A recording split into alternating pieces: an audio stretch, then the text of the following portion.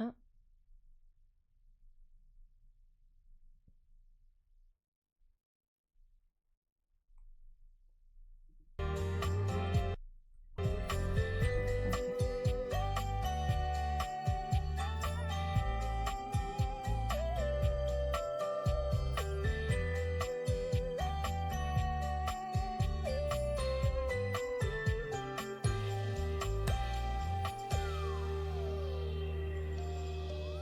Hello?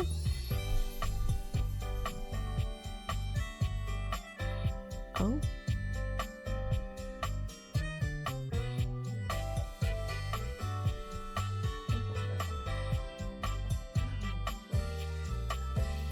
of my cats is after a pigeon down there. He's being so sneaky.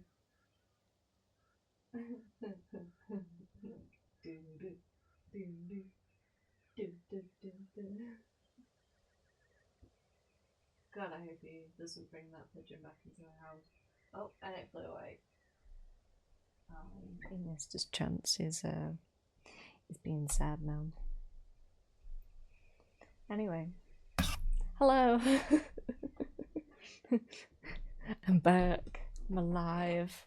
I did think about doing Fire Emblem, but then I was just like, you know what? I might as well do this whilst it's popular.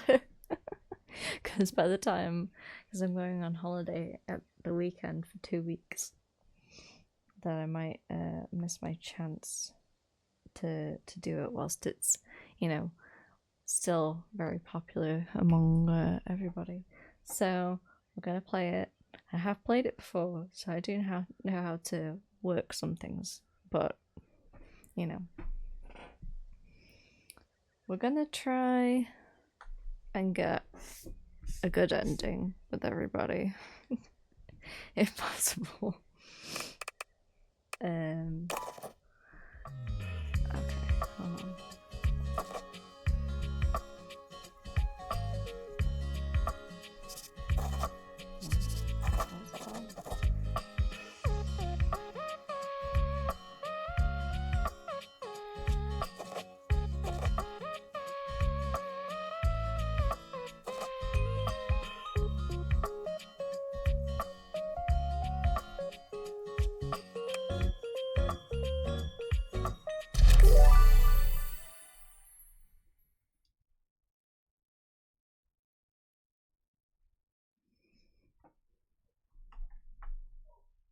Congratulations!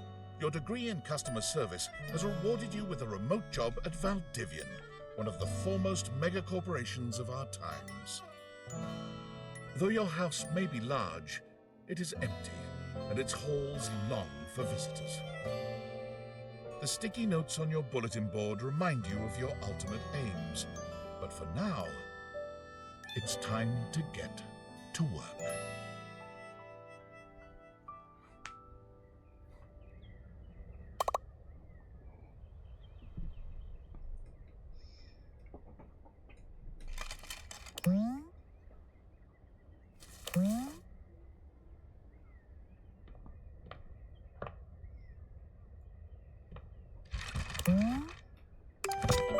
Valdivianites! Happy Tuesday from your favorite Chief Executive Officer, David Most.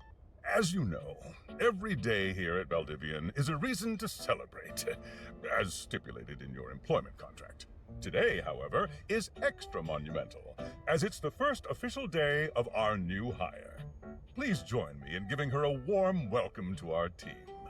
Out of the 30-ish job applications we didn't immediately burn, yours had the least spelling errors. You're joining us at a very exciting time, and we're all rooting for your success. As it lovingly says on the plaque above our daycare center, Valdivian, our business is family. We're so excited to have you joining ours. Coincidentally, the daycare center has been shuttered indefinitely due to the recent economic downturn. We thank our Director of Child Care Coordination, Irene Thomas, for her inspiring work.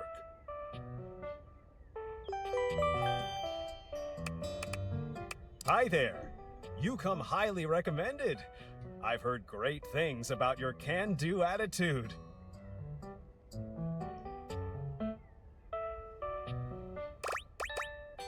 Oh, you You are so welcome. I'm Tom, your manager. But you might find it easier to think of me as a leadership principal guidance associate. I'm not from your town myself, but I have heard great nice things about that specific locale. Seems like you are a customer success strategist. That's wonderful. You should be proud. Customers deserve success, and in a strategic way. What could be better? Okay, champ. I'll let you get to it.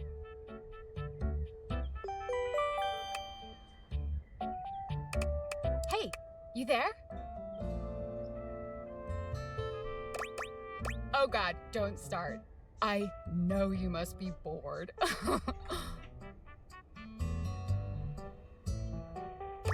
Just keep that customer service robot voice on at all times, and no matter how mad you get, never give it back to them. And remember, I might have set you up for this job, but you got it because you deserve it. You literally have a degree in customer service.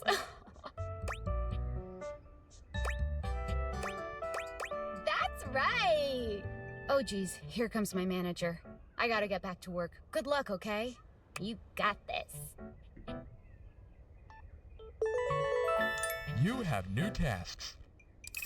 I have a broken sewing machine. Oh, I don't know. It stopped sewing a couple of years ago. Can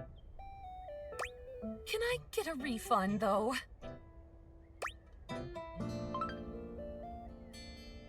Hello, I purchased this book and I'm extremely angry about it.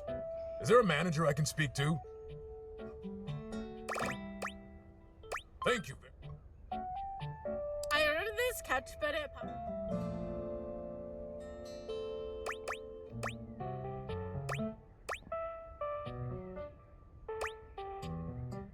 okay.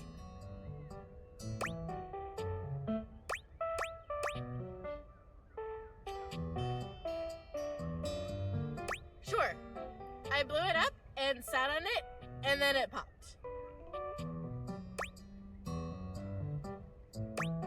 Yeah. Oh, yeah. That's the best place for watching TV while fixing my knife.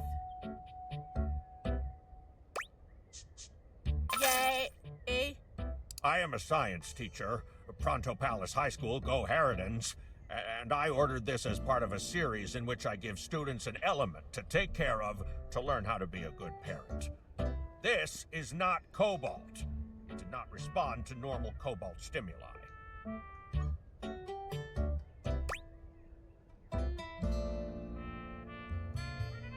Well, normal cobalt is ferromagnetic. This is paramagnetic.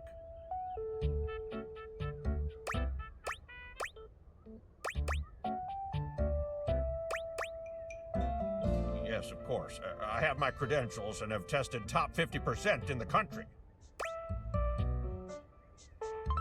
Thank you very much. Hello, my name is Emmanuel, and I have counted precisely 480 paper clips in this box. I would like a refund promptly. Thank you.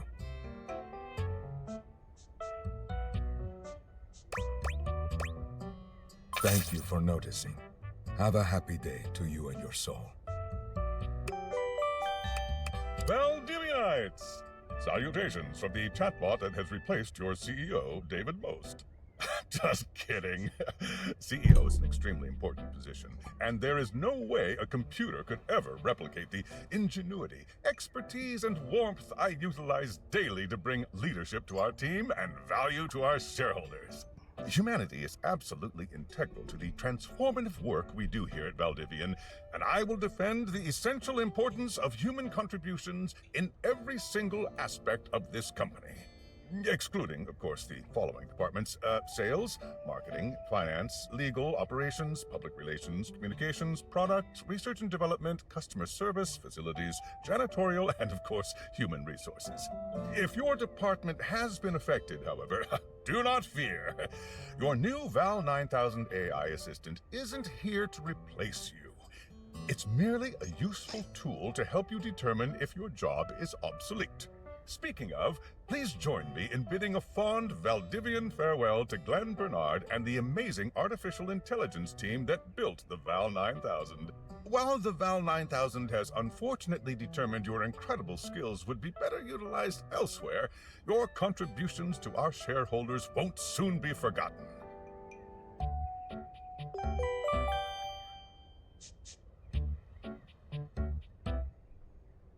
Champ! Got a quick minute?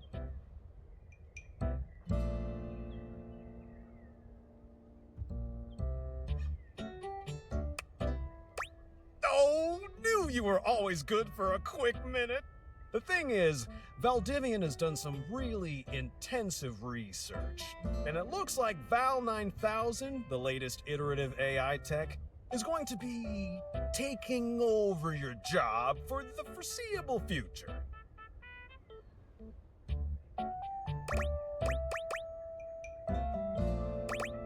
So I guess we don't necessarily need you around anymore, but we can't exactly let you go without cause. You and I are in something called labor limbo. We'll be around until we specifically muck things up, which then they can terminate us with cause. So, no muck. I'm over here doing my best too. Keep following the leadership principles and I'll check in with further updates. So, are you one of the affected people? I mean, I knew this was coming soon, but didn't expect it today. Sorry for getting you this job and then getting you fired. Oh yeah? That kind of makes sense. In a completely twisted way, of course. Well, they're gonna lock you out of here on your computer, so we can't talk here anymore. Are you on Discord? Well, you do now. We should talk there more. Who knows who's listening to us here? Talk to you later.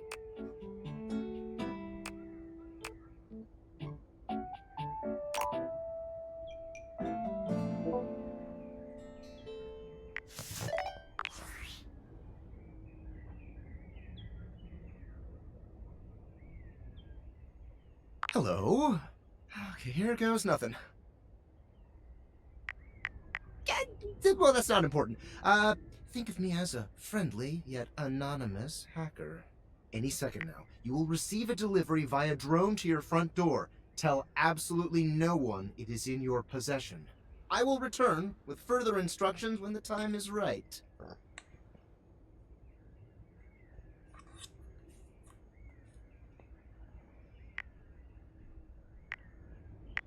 Perhaps.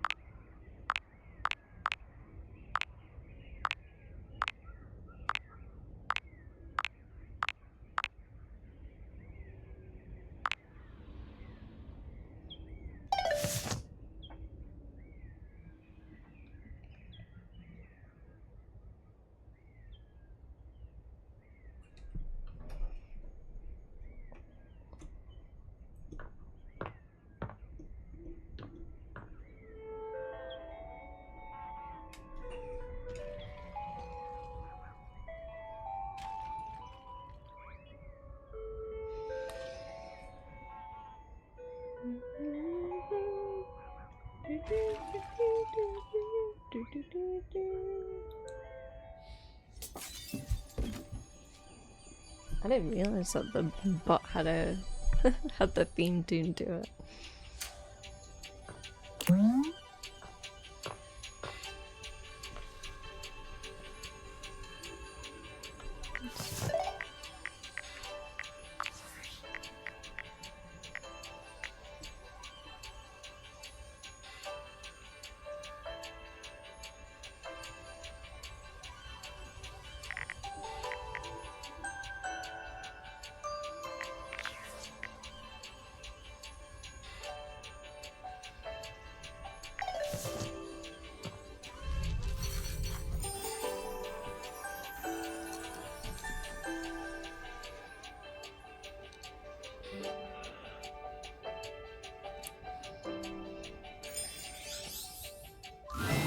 You're not quite sure how it happened, but there's a smiling, pink-haired stranger standing just a few feet away from you. You don't remember inviting anyone over. You'd certainly remember inviting someone this cute to your house. Hey there! Your life is about to change. Hope you're ready.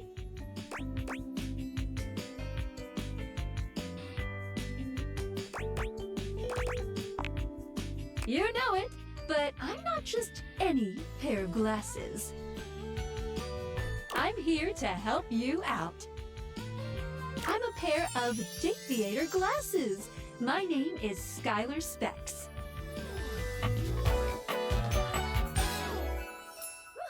Woohoo!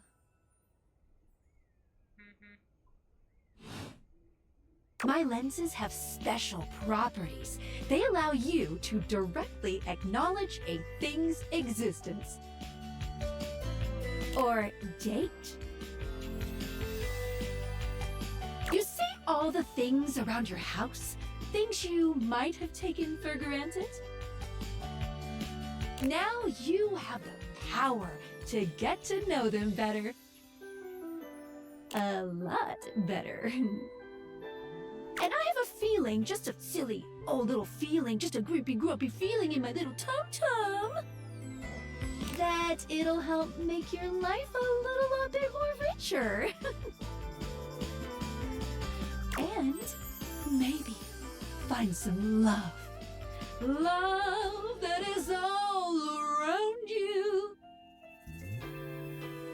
In fact, let's go on a date right now.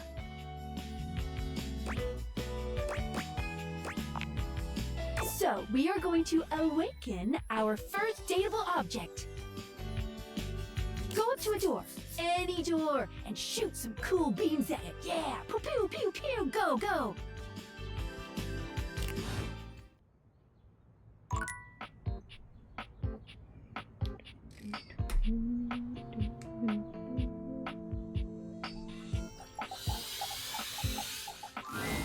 You're still standing in your house, but the unbelievable amount of bouncer energy radiating from the tall stranger who's just appeared in front of you would have you believe you're standing outside of a club.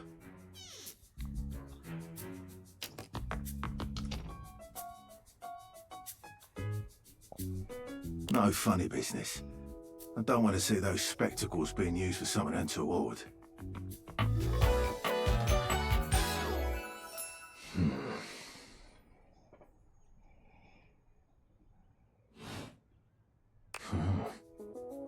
Hey, Dorian. Trust me, this is going to go super well. You sure about that?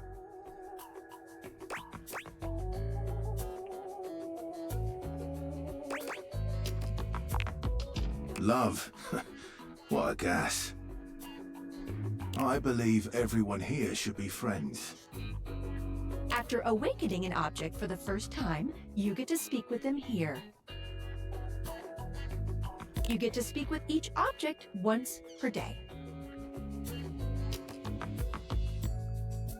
We get a little knackered by using this newfangled Date Theater rubbish, you see. Sometimes when you reach a certain level of affection with a dateable object, your relationship status changes. There are 3 statuses: love, friendship, and hate. Love can get you towards some really special paths for those you are truly interested in.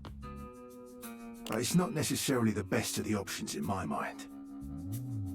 Dorian is a big defender of friendship.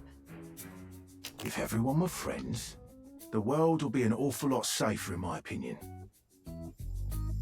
I've seen the complications of love. I've lived through the jealous quarrels of hate.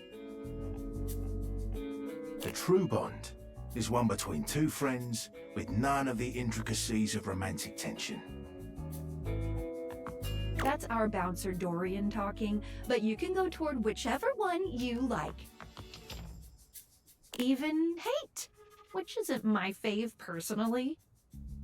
You speaking of Reggie? Ugh, don't remind me.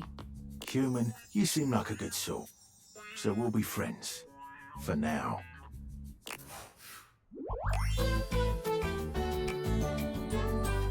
Feels good, yeah? But friendship gets you even more than that. I call it Specs Points. Take a look at this cool personality chart. Number go up.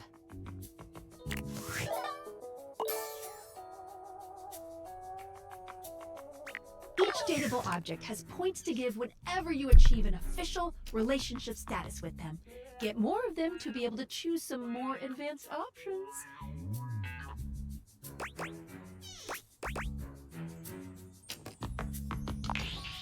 You wear it well. You can check out your specs points on your phone, which... Wait. You gotta talk to your phone. Duty calls, love. Bye, Dorian.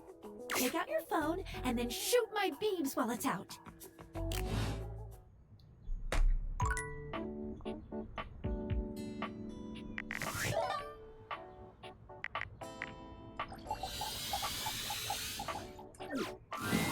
A beautiful stranger with a dazzling smile appears in front of you, shooting you a knowing wink. She turns that megawatt smile your way, and it feels like the sun is shining only on you. Hey there! Ooh, I like it much better up here where I can see your face.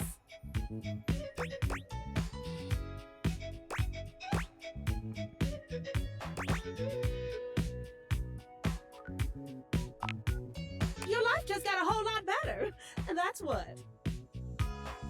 Of course, to really enjoy it, you're gonna need someone to show you how things work.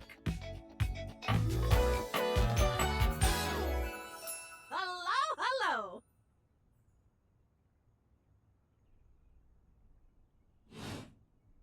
Hey there! Oh, you must be Skylar. Glad we've got the human on board with the latest tech from Valdivian. I've been doing a little tutorial with her about how things work. Oh, well, my sweet human. Lucky for you, I've got a gap in my schedule and a soft spot for that lost puppy look.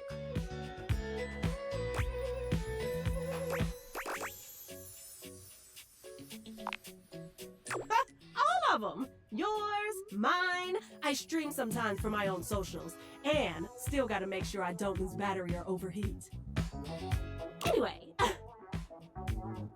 I installed some apps on your phone that are only accessible when you put on your glasses. Bring out your phone, put on the glasses, and you'll see some new ones. One of them is an app Skylar made called the Data Dex. It's my way to keep track of all sorts of fun info about us dateable objects. Because there are a lot of us around this house. Ooh, you know what? Maggie the Magnifying Glass also just dropped a really cool app. Oh, gotta run! Another call coming in! Bye, Phoenicia! You have to meet 2 more of us. You're getting there. Now, go awaken the magnifying glass in the living room. Which of course is conveniently located on its own little shelf next to the piano.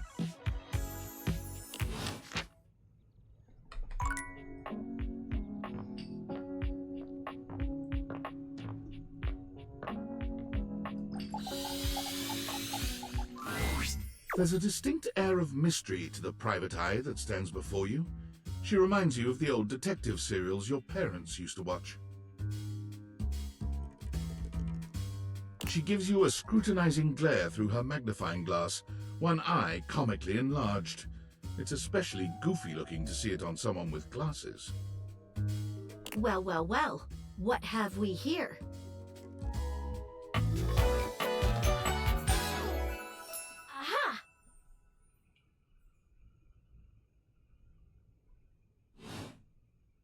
I think I've seen a description for someone wearing just such a fantastic red shirt. You're not a suspect, are you?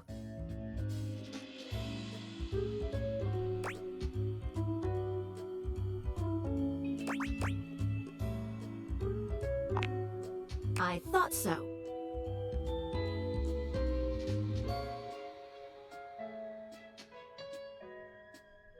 Suspected of what?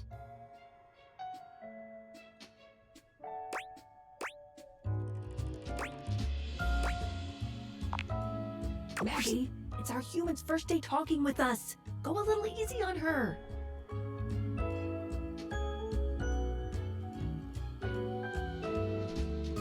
Interesting. These glasses come in from the outside and are already trying to influence my case? Trust me, this human has a lot of potential to make this house a better place.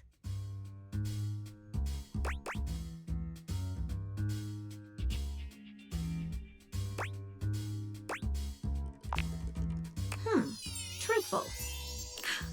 Regardless.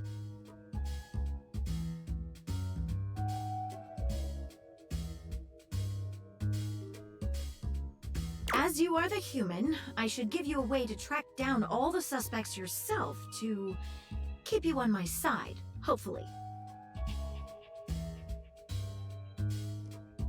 I call this feature Rumors. It's installed on your phone. Ooh, that tickles.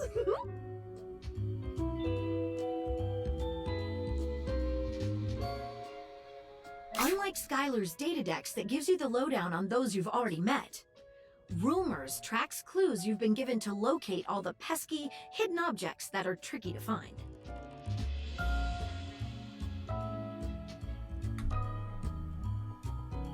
It's good for rounding up suspects, tracking down evidence, and getting a sense of the household scuttlebutt.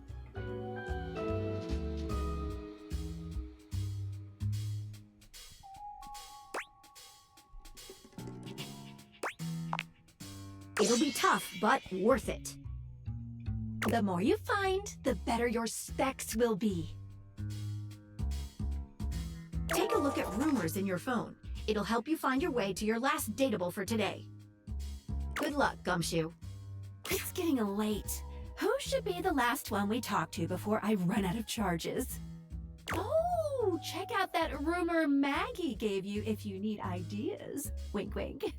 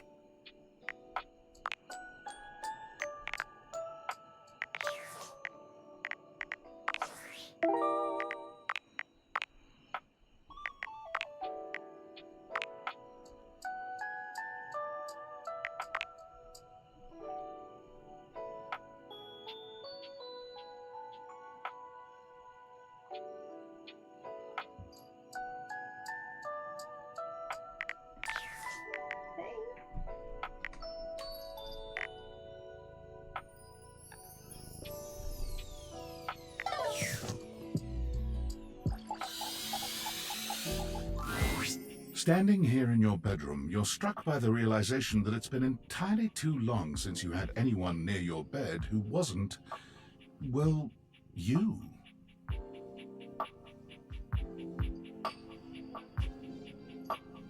How strange, then, that the beauty standing before you feels so familiar, even though you're certain you've never seen her in your life. She's all curves and comfort, a soft body and softer facial features that seem to invite one closer subconsciously. She's positively enchanting.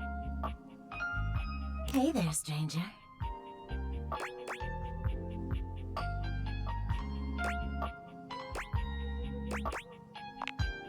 Because you do.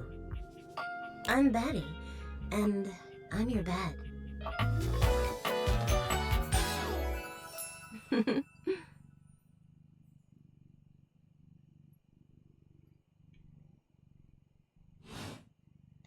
We've been sleeping together so many years, it would be a little weird if you didn't know me, don't you think?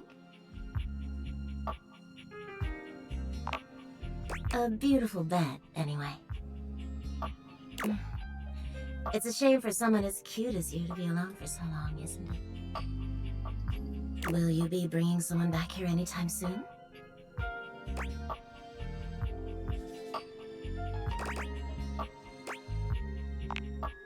Don't you worry. I have a strong feeling that'll be changing soon. Oh, by the way, Skylar told me everything. But don't you worry, I might be here now, but you can still sleep in your bed just like you always do.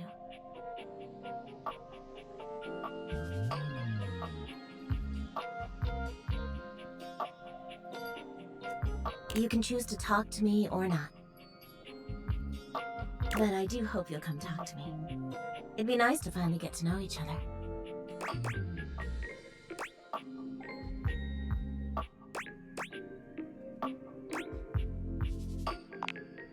Oh, but I already know you, intimately. But I suppose it wouldn't hurt to know more, would it? Well, anyway, I'll be here. See you tonight. I can't wait. Sorry I'm late. I took a look at rumors and got caught up in some real head scratchers. We can talk about it later. For now, let's go to sleep. Today, I kept you on a tight schedule, but tomorrow is a brand new day, and you can truly experience your new powers to your heart's content. Oh, hitting the hay already? Come get comfortable then. Good night. See you tomorrow.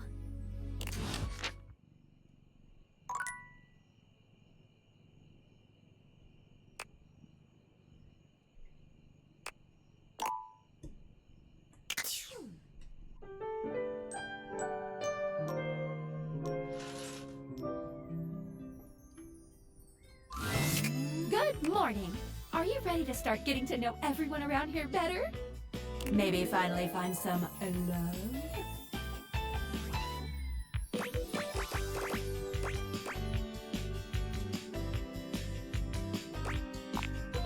Oh. You certainly can. But I'm still in my tutorial mode setting. On the clock with a new user, you know? You betcha. So, if you want to get to know me better, take a look at my app starting tomorrow and we'll see. Any other questions? Glad you asked. I was sent to you for a reason. Well, mysterious reason.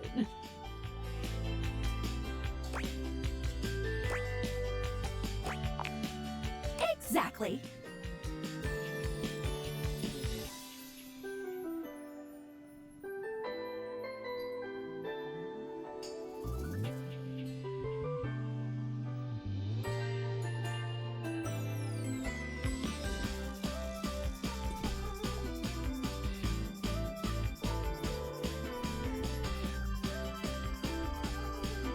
Since there's no one else here you could ask about it, I'd recommend doing the only thing you can do, and date.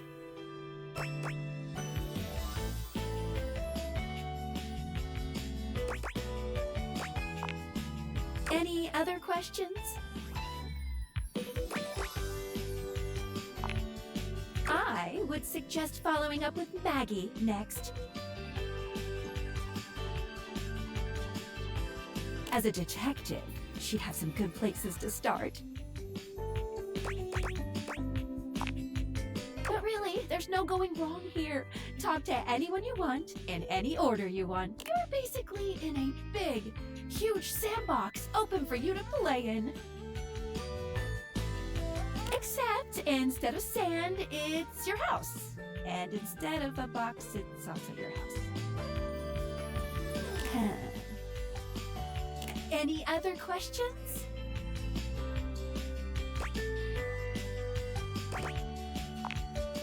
That might be it for this little Date Theaters tutorial.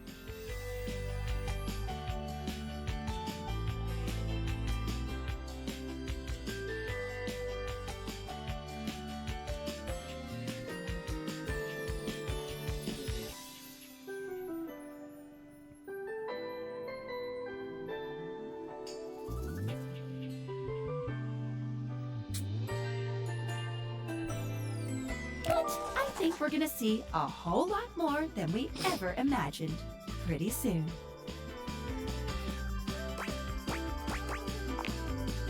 Let's date!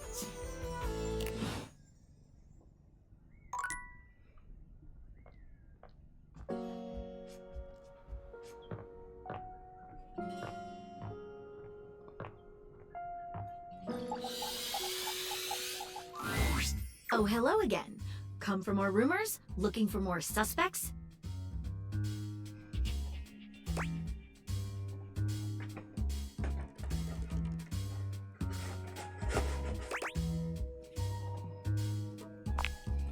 You and I both never know when another suspect will turn up.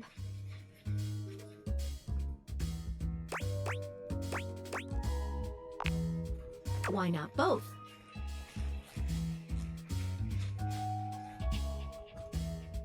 Here are some rumors that I have turned up.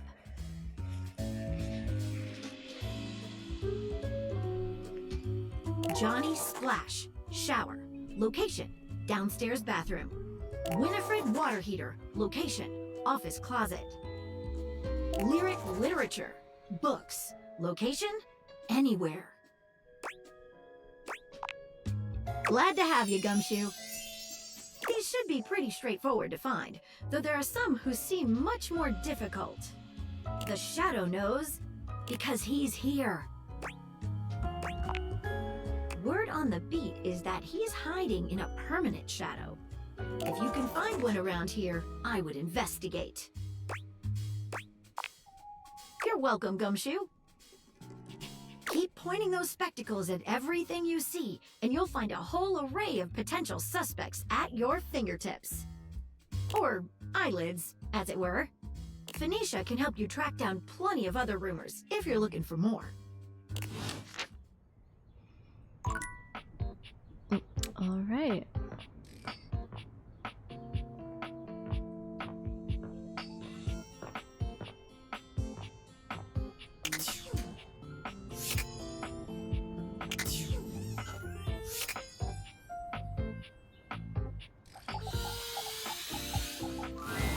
It's jarring to hear someone else's voice singing in your shower. After all, you haven't brought anybody home since you've been here. But this isn't some forgotten paramour from the night before. There's a singer in your bathroom, and he's using your showerhead as a microphone. While his singing may be less than professional, he certainly looks the part. His handsome face is framed by glistening ringlet curls, and his clothing has a sterile, hygienic vibe, a stark contrast to the smouldering, sensitive artist you see before you. Wet hot love. Wet hot love. Oh, hey! Oh, jeepers.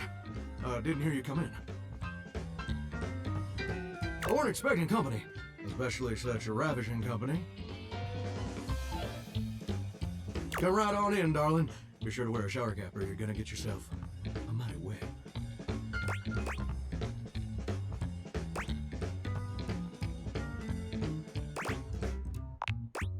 And a mighty fine sense of humor about you, too.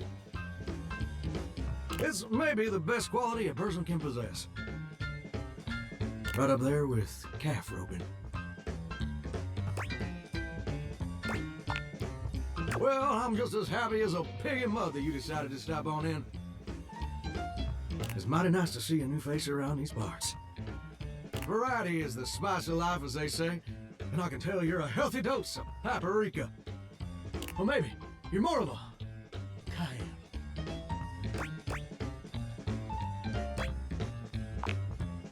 Ooh, spicy. Makes my mouth water just thinking about it. Well, I reckon we'll have to get to know each other better to really find out.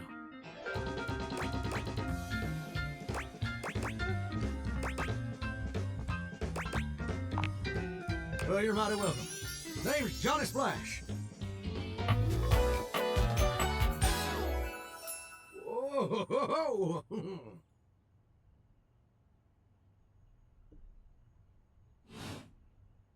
and I just want to make absolutely sure whoever saunters over my way is treated with the most respect and hospitality a gentle shower like myself can offer.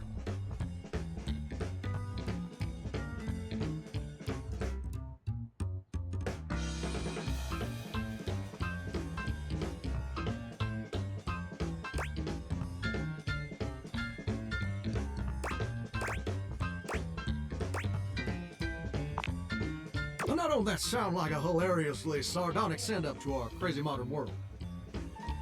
But being a shower, I don't understand the reference. Here's what I reckon I do know, though. It's just real darn important that folks keep coming by. Truth be told, it can get kind of monotonous around these parts. You know what I'm saying? Yes, sir. The bathroom can be a frighteningly monotonous kind of place. Just duller than dishwater. Or toilet water, as the case may be. I mean, just think on it for a second here. Will you go to a bathroom to have yourself a good old time? To experience something new and exciting? To meet someone famous or important?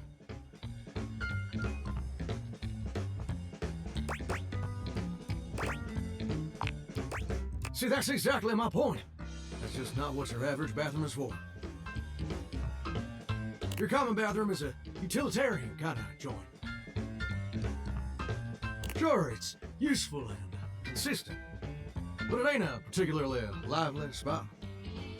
Ain't no nightclubs in no bathrooms, you know what I'm saying?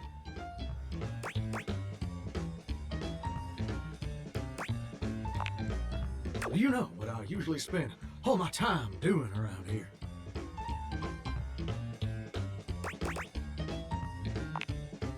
Heck, I wish. Truth is, darling, I spend 99% of my day sitting around doing absolutely nothing at all. Do you know how long it takes the average person to shower?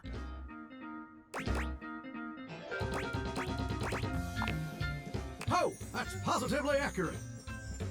It takes the average person 12 minutes.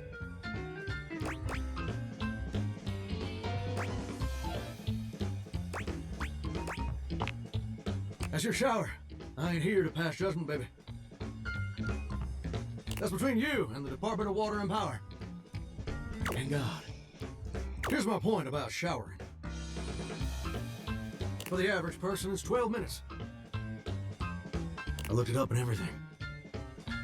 12 minutes of a water spraying, shampoo foaming, washcloth scrubbing routine. And don't get me wrong, those 12 minutes ain't bad at all. But do you know how long a day is?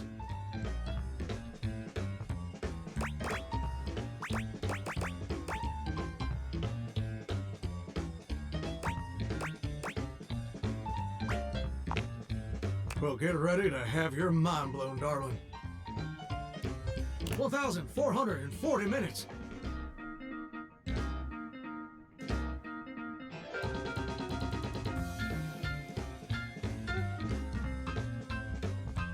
Which means my job is quite literally just 1% of my day.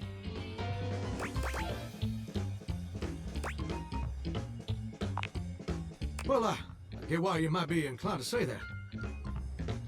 But honestly, it's worse than a dead skunk in a wedding chapel on the 4th of July. Which is really bad, in case that weren't clear.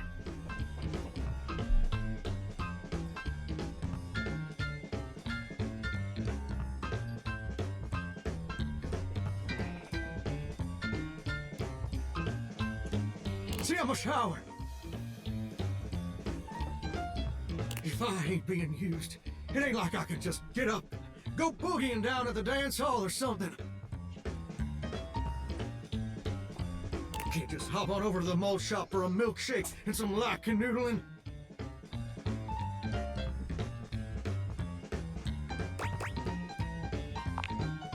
No, just here, perpetually stuck in this humdrum, go-nowhere existence.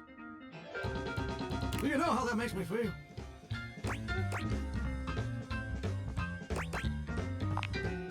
You're gosh darn right. Sorry for swearing. It makes me feel unfulfilled, listless. Bored stiff, like a scarecrow in a cornfield. Like I'm gonna be stuck here forever. And all my dreams ain't never gonna come true.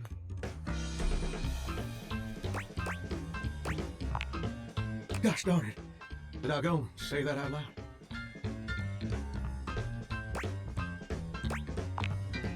Listen, I don't prefer to talk about that. I just ain't much reason to have your head up in the clouds when your pipes are firmly bolted to the drywall. Some people get to have dreams, but Johnny Splash gets to waste away listening to Leaky Faucet Strip. And that's all there is to it.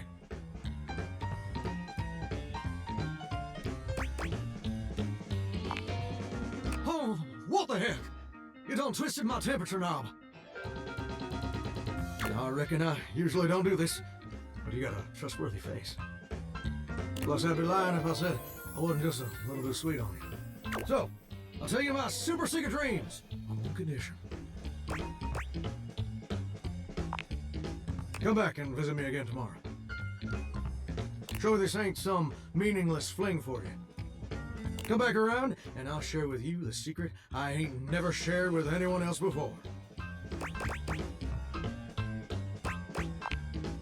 Hope I'll see you then. Now you better mosey on out of here quick. Plumbers are coming soon to fix my water pressure issues. Oh.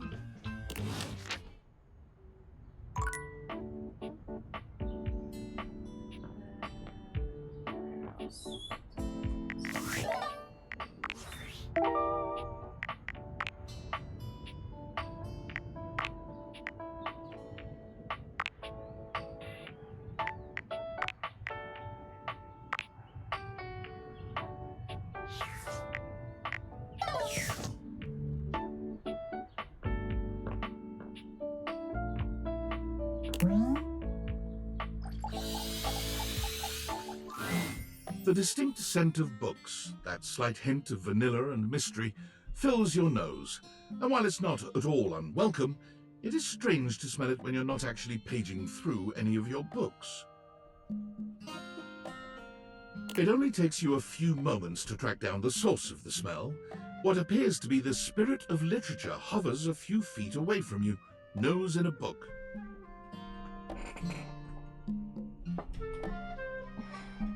When he sees you, he nearly drops the book he's holding, rewarding you with a glare.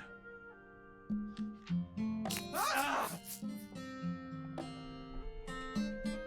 Oh, for God's sake, you cannot sneak up on me like that when I'm reading! You have no way of knowing what world I've been in. I might mistake you for a zombie or an ill-mannered country gentleman, and, well, I might have to act accordingly, you see.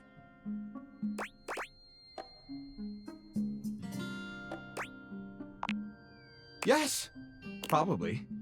I suppose that would depend, wouldn't it? My name is Lyric.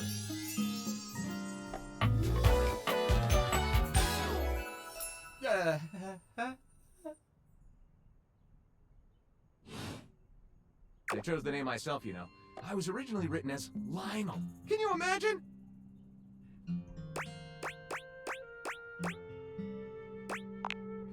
I am the embodiment of all literature, an indisputable master of the written word. I have read positively everything. I'm voracious with books, poetry, magazine articles, any genre, any length, any style. I love it all. I know you're curious about all that, so I figured I'd offer it right up front.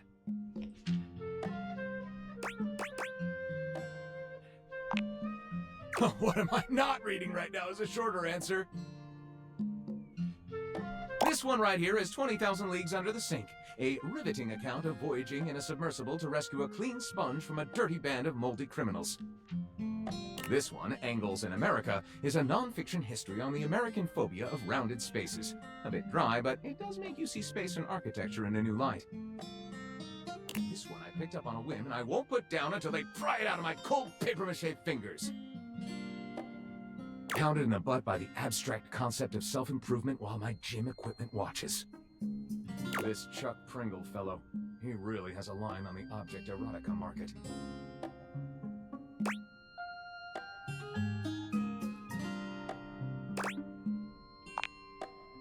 That's like asking if a potter has a favorite ball of clay. I couldn't possibly choose among my balls. They all contribute to this chaotic and adorable additive sculpture that is me.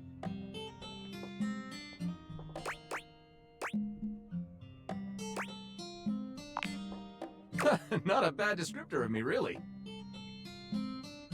I consume everything in my path, and produce not a whole hell of a lot if we're telling the truth.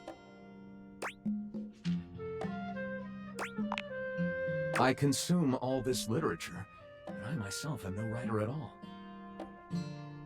Sadly, I've never even written a paragraph, not a single line of text, not a word, not a punctuation mark.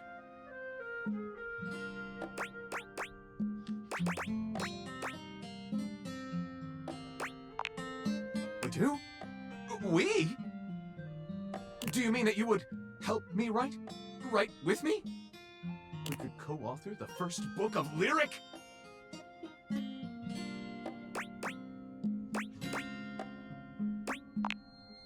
Well, I never. This is most excellent. I wager you're about to become the first human in history to help a book write a book. All very exciting. I have some materials to gather. Pens, paper. We'll probably need quite a bit of extra paper to crumple dramatically on the floor when writer's block sets in. Oh, how fun! I'm about to experience writer's block! All right, I'll get to gathering. I'll need some time, but when you return, ready shall I be.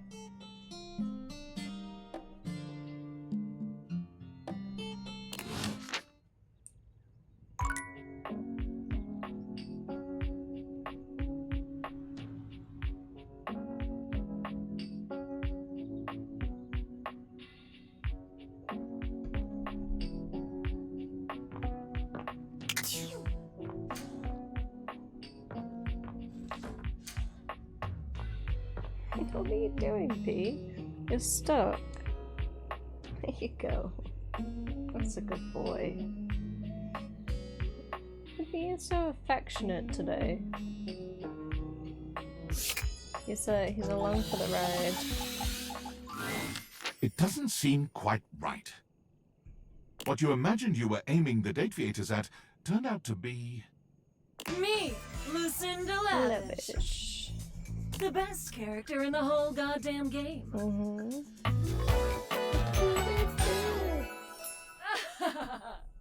That laugh.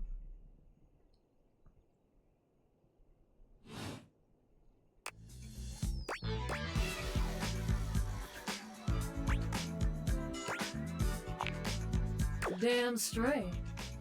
Watch this!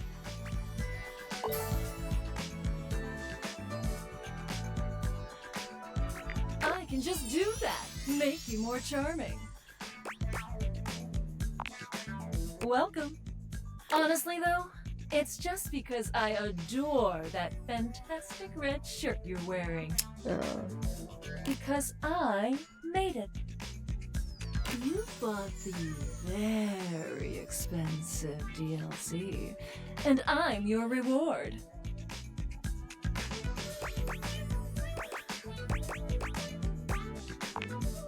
Your sacrifice to the endless money pit that is this game is not going unnoticed.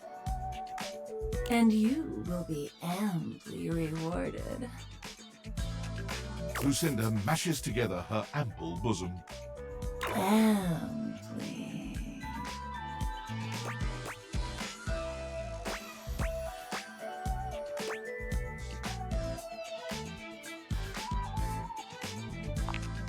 Playing it slow, huh? I love it. I'll keep my assets nice and far away from you, so you'll know that you've been a very good girl. See you later.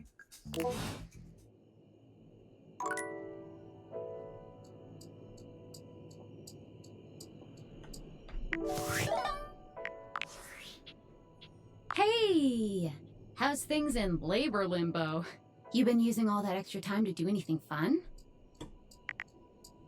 Thank God, I could use a little gossip. What, just out of nowhere? So what was it? What's so special about them? What? I know you've been watching too much anime. What do you mean? More? I'm still on the first part. You understand how insane you sound right now, right? Like, if you were literally anyone else, I'd be like, oh, this person thinks I'm stupid. You're serious? You're not fucking with me? Just, what do you mean? Like, how? What? You seriously have magic date furniture fuck glasses? Date theaters? This is too much. I'm not equipped to process this today. I'm logging off. Goodbye.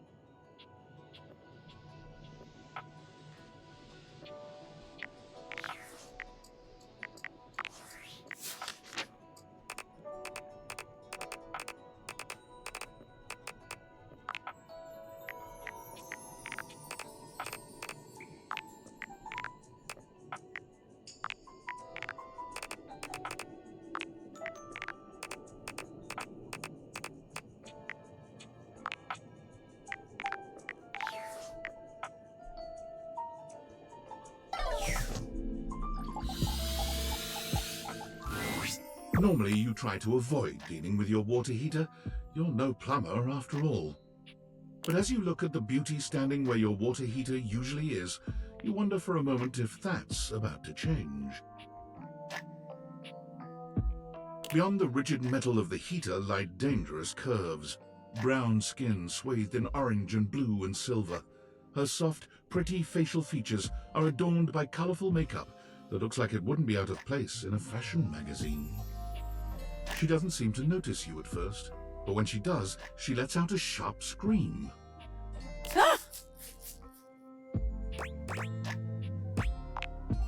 Bubbling boiler rooms. You scared the living. It takes her a moment to calm herself down.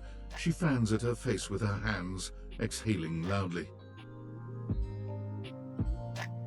Got me flustered is all. I wasn't expecting any visitors. Last folks who lived here only came down when the pilot light was out, which wasn't often. See, I'm made of the good stuff. Southern made and made to last.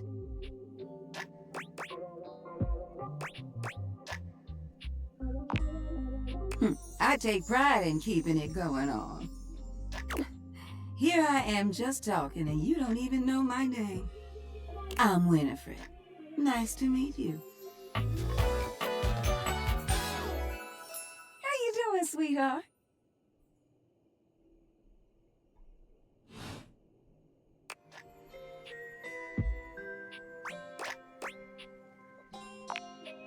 Oh, I don't really like nicknames from people I don't really know. Nothing personal, darling. I hope you understand.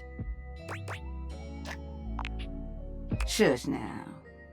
That wasn't no nickname. That was a pleasantry. I'm not sure how much more talking I can do right now. I got work to take care of. Did you just ask your water heater what she does?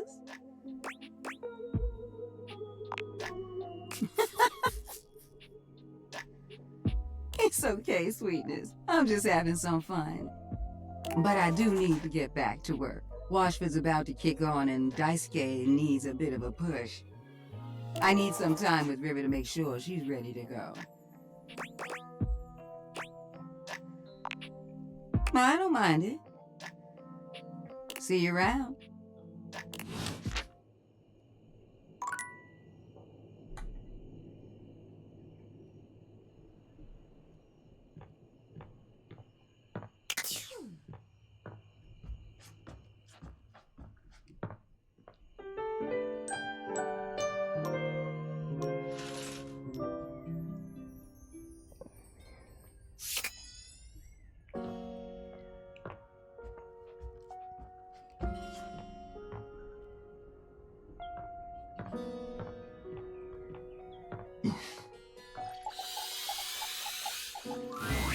Johnny is in his own world when you come upon him, his handsome face creased with a frown.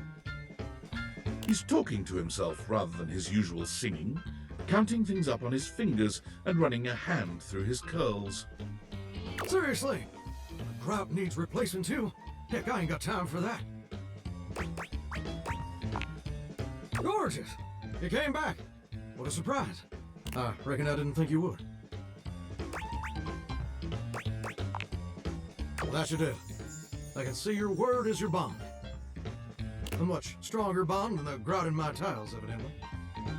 Anyway, I'm just so glad to see that smiling face again. Makes me happy as a clam in butter sauce.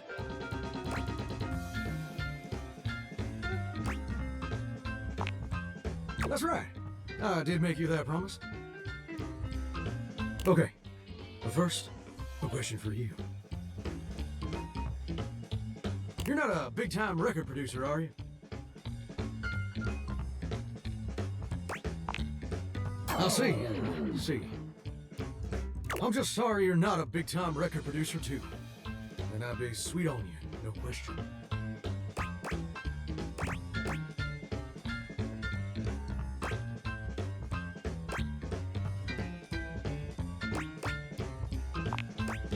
Well, now, fixation seems a mite bit harsh, but that's a legitimate question. See, I was just asking whether you were a producer, because I was thinking about our conversation the other day. About dreams and all. And I've decided I ain't gonna be a shower much longer.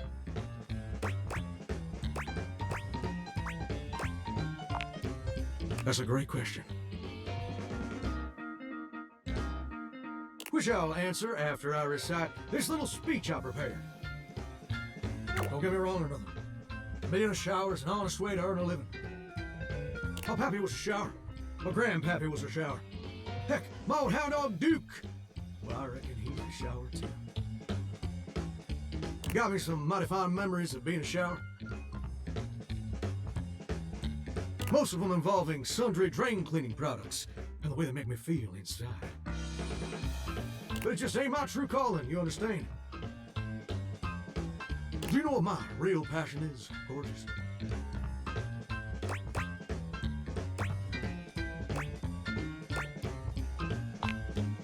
Very close. Ravishing and perceptive. I like that. My dream, the raison d'etre of my humble existence on this crazy spinning marble, is to be a professional singer. Wow. I ain't never told anyone that before. Does it surprise you?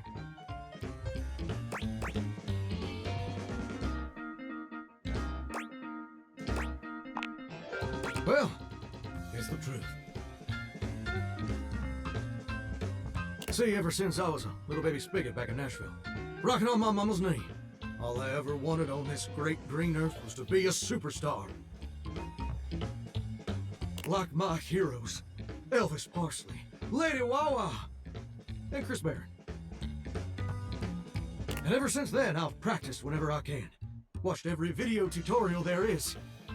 But there's just one problem.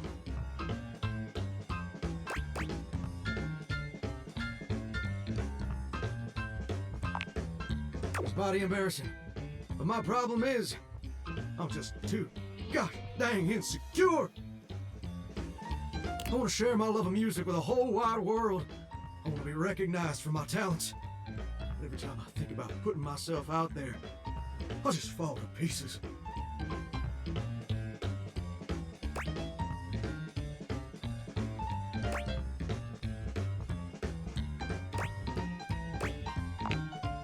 Well, I suppose something a little like this. My palms get sweaty, my hands won't stop shaking.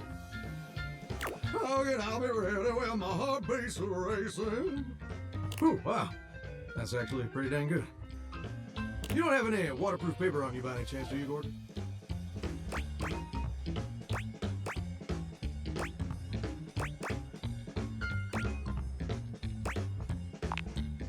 You know what? That's a great point. My pappy, grandpappy, and old hound dog Duke sacrificed too much for me to throw away my dreams just because I'm a little afraid. Afraid of what? Afraid of failing? Heck, Folks gotta deal with much scarier things than that all the time. Like spiders. And PFAs in the water supply.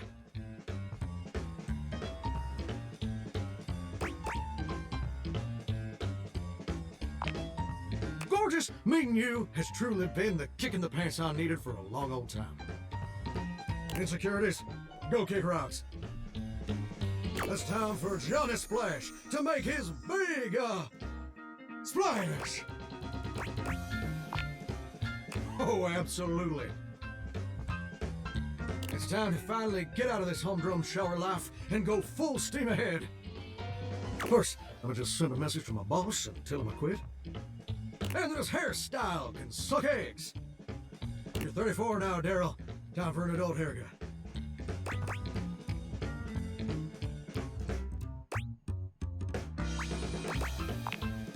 Daryl, he's my boss. And sit. Woo!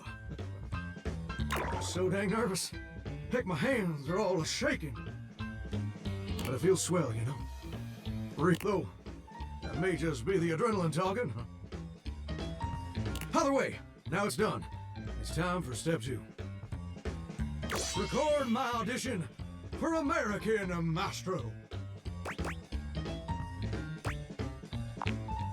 This is America's #1 reality TV show. I'm surprised you ain't never heard of it. It's been streaming on Valdivian Plus for like 100 seasons at this point.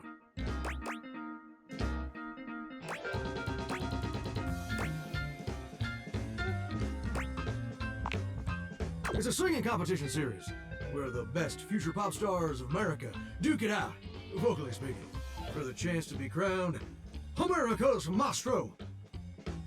You're exposed to an audience of millions, and the winner receives a big old recording contract with Valdivian Records. It's always been my dream to compete, and hopefully, to win. Can I count on your help?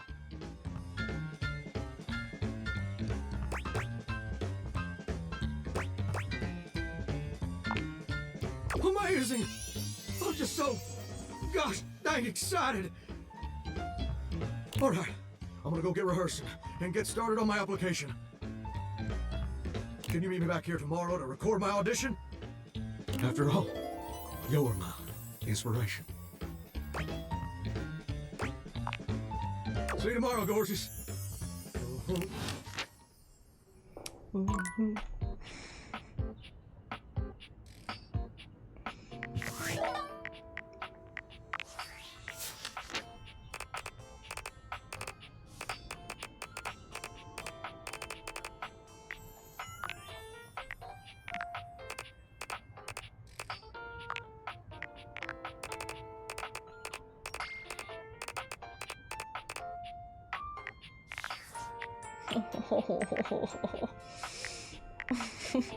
Why are you so cute? You're such a cutie. If you could see right now what Pippi's doing, it's so cute. He had his head in my hand, like sleeping in my hand. Cute.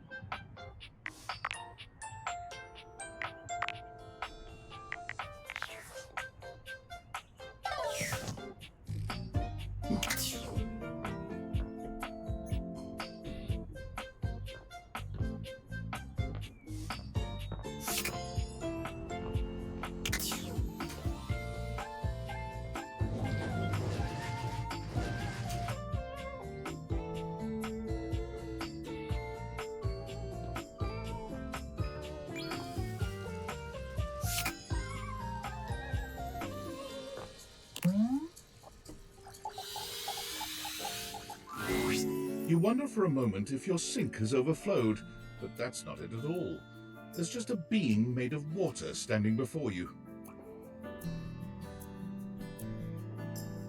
She's ethereally beautiful, but there's something hard to pin down in her gaze.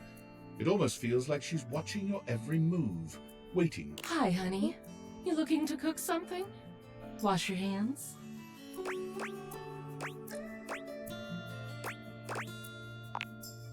Me? What could you possibly want with little old me?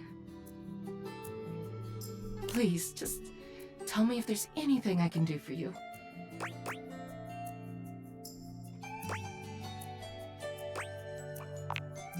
What? Little old me? Better you don't know. Keeps the mystery.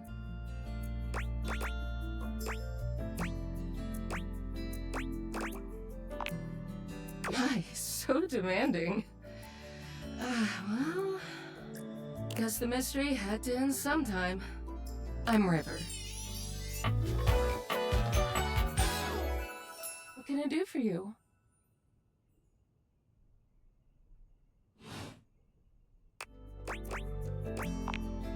Just River.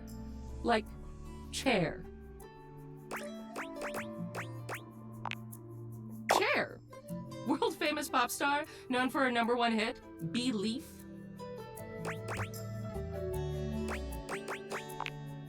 The one and only. You know, the best thing about Cher is she's always changing her look through the decades. She always knew just what we wanted to see and served it to us. I really admire that about her.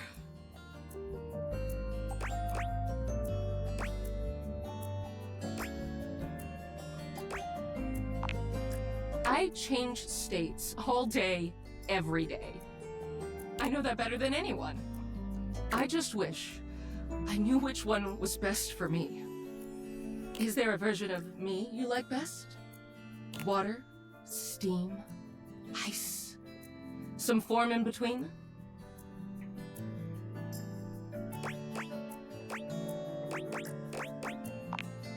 Oh, sorry. River wasn't exactly holding your gaze before, but she seems intensely uncomfortable now.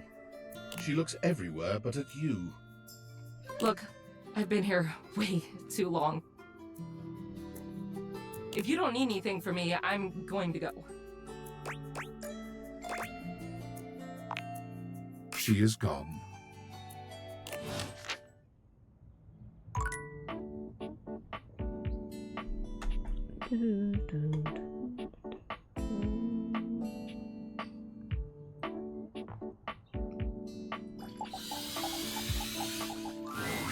A handsome acrobat greets you with a small yet theatrical little bow, placing a hand on his chest and tipping his head forward.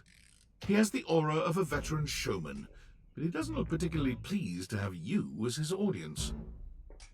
Greetings, weary traveler.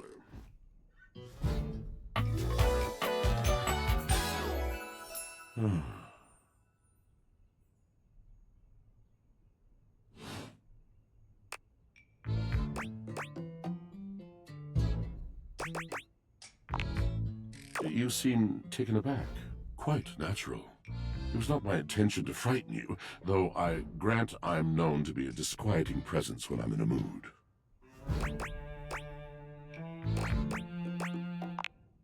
Tiger, tiger, tell me your little gray cells burn brighter than that.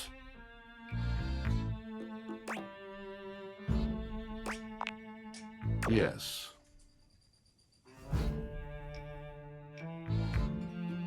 Yes. A long and solitary bad mood. For this, for everything, we are out of tune. You aren't serious. You jest.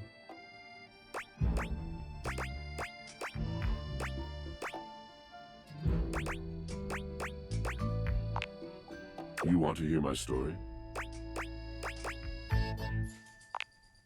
I am a servant to the drama of the heart. Good, bad, what's the difference? I am awash in the scurryings of lives. Countless lives. countless stories. I am filled with water, the fundamental state of all things. Water, the tears you cry when you are born, when you are made, when you are broken. It is the sweat that drips from brows and shaking knuckles in alleyways, in schoolyards. It flows over its own frozen self down dry and grateful throats. It drops from noses in blazing sunshine onto lemon-printed bathing suits. It is the wellspring of ancient secrets held in rough clay bowls. I am surrounded by it.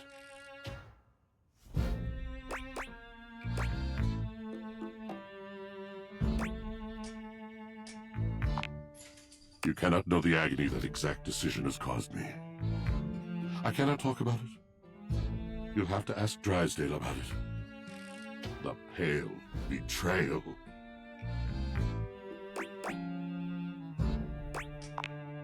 You have no idea.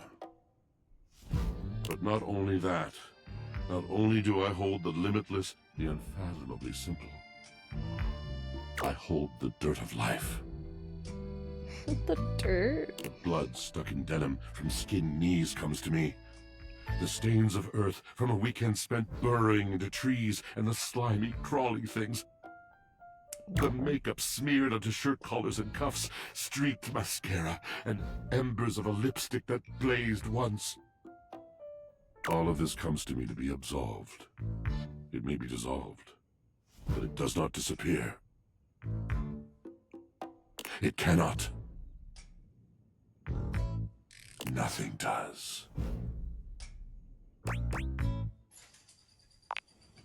I must keep it all. It is a vast treasure house of memories, of senses, and it is safe with me. But how can I, just me, survive that?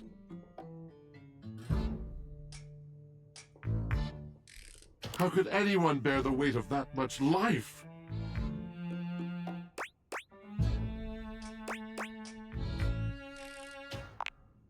It is the words. It is language. To be able to communicate, to share the burden. It is poetry that keeps me afloat in my own sea.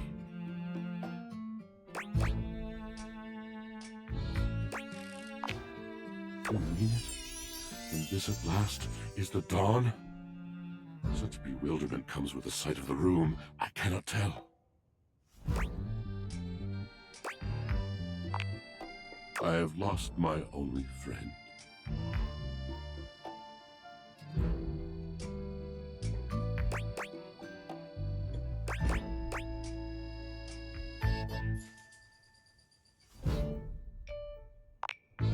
He gazes off into the distance, something clearly weighing on him. His eyes narrow for a few moments, and then he sighs.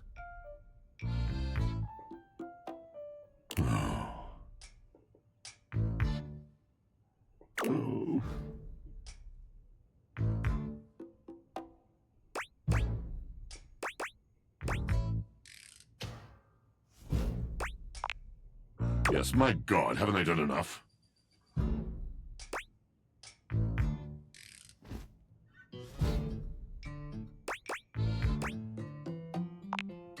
Drysdale. He was a phantom of delight when first he gleamed upon my sight. But we are quite forsaken. We were a duo. An acrobatic team rivaled by none on Earth. We were swift, smooth, and strong. I wish you could have seen him fly.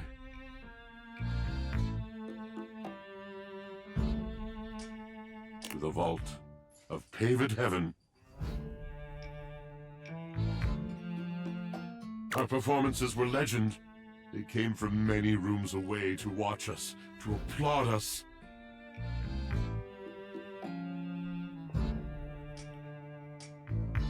And joy filled me as wine in a glass overflowed.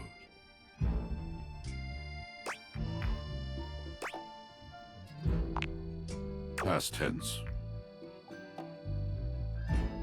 But the physical connection between him and me It is like nothing I have ever known before or since.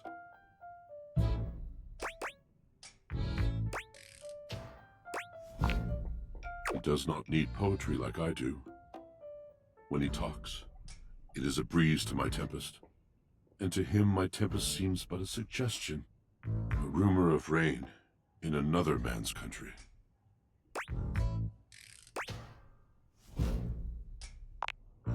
Until we didn't. Until he was too busy to perform, too occupied with other things to tumble with me. The bond was broken. The bright cord severed. He abandoned me. And when he was finally ready again, I was unreachable. Locked in my own Shion. Trying to claw my way back to a friend who could not hear me. The wall between us has been impenetrable ever since.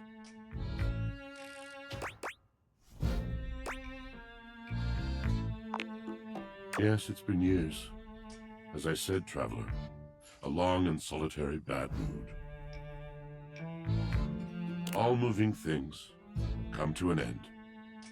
Knotted willow. I miss him every day. Yet speaking with you gives me hope that I might be able to move on and accept a new companion.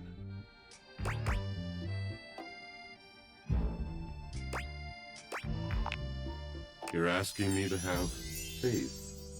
I would be hard-pressed to acquiesce if not for, well, I've tried everything else. Thank you, sincerely, for listening. It has been so long since anyone has stopped, has heard me. I got ahead of myself. An acrobat in bright orange evaluates you with a smirk. His hair is streaked with grey, and there's a twinkle in his eyes that tells you this guy is definitely going to keep you on your toes. Well, hello there, new face. I may be quite excited to meet you.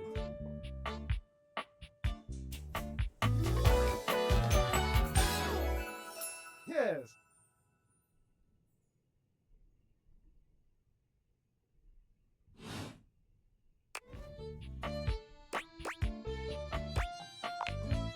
I have a voluptuous suspicion that may be the emotion I'm experiencing. Yes.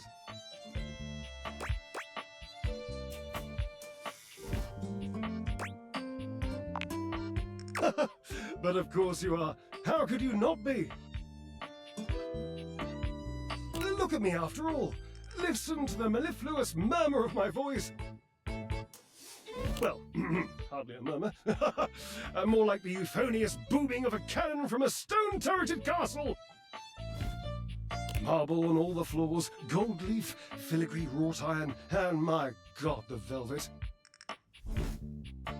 If I were a castle, I would be absolutely dipped in velvet.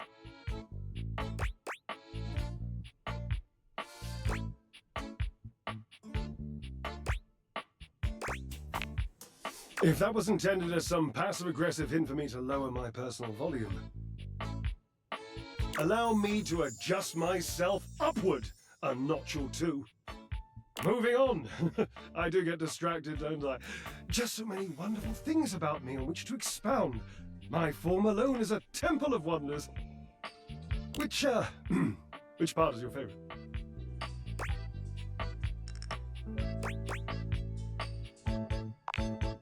He gestures to his muscled frame, inviting you to drink him in. Which of my parts sings the most to you? For me, today anyway, it's my pectorals. They're glistening, enough almost to be felt through the fabric of my tunic. Perhaps this can be the first bridge between us. The first bits of woven lint eventually to form the sturdy, braided rope of our friendship. Do you, like me, enjoy celebrating at the altar of your own glorious form?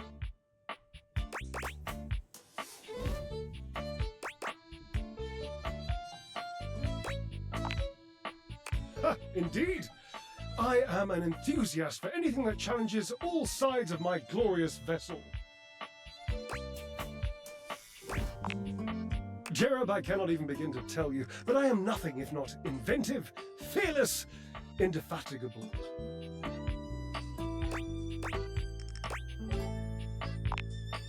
Well, I'm sure you'll forgive me, won't you, darling? I haven't given up hope that I'll yet be able to craft a perfect metabolic masterpiece.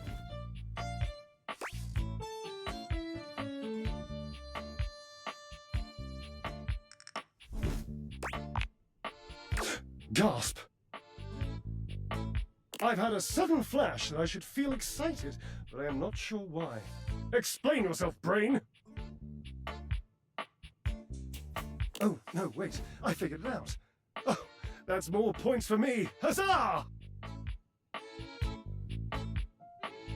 Would you, my new lovely acquaintance, like to help me create the perfect challenge for my body and mind? Would you help me invent a tango for the triceps, a conga for the core, a quick step for the quadriceps?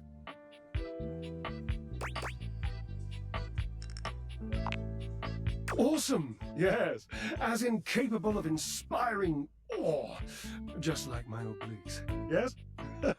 Yes.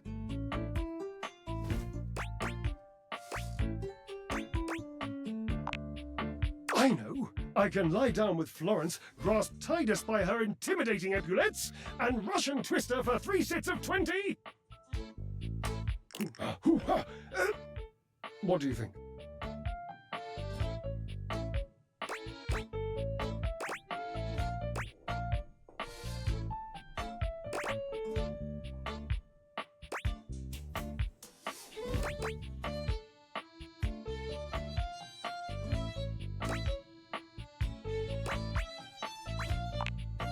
Tidus! The detergent! Well, if you think I'm dramatic. What do you think? Florence, the floor. You haven't met Florence? Ah.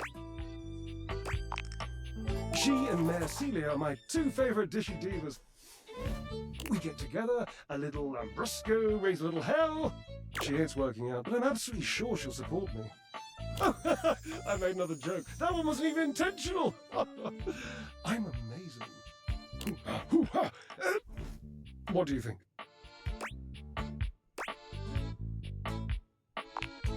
Oh, Cherub, you're right. I didn't even think of that. So, you've met her then? She might not appreciate being included in my sweat sesh, but Twisted... Let's just say she has some dark and deeply held feelings.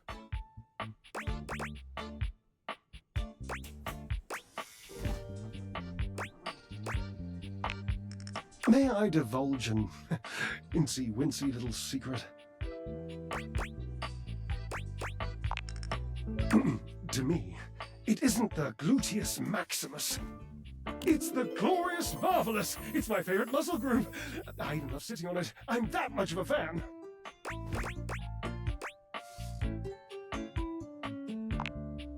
Ah, the perfect move. The deadlift. Deadlift, deadlift, deadlift. Ah, ambrosia. Look around. What do you think? The washing machine.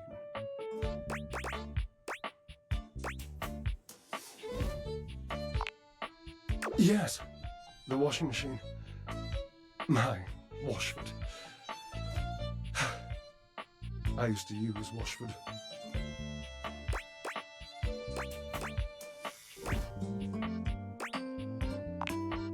Yes, I would lift him. He would lift me. My glorious marvelous. It has fallen into such disrepair in recent years.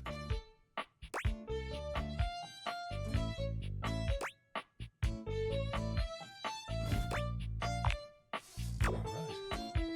Onward and upward. I emerge from the darkness, and like the phoenix rising from the ashes, I call my love back to me, my truest love and friend. Do you? You don't happen to have a feather boa on you by any chance? I always dreamed if I did something this dramatic, I'd be draped in a bright purple feather boa. Oh, don't worry about answering that. I know your garments intimately. And there ain't no boa. Call Washford for me.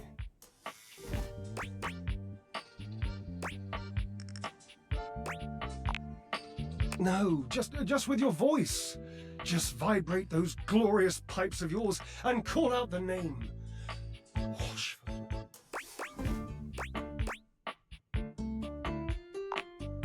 Just wait a moment. He should be here.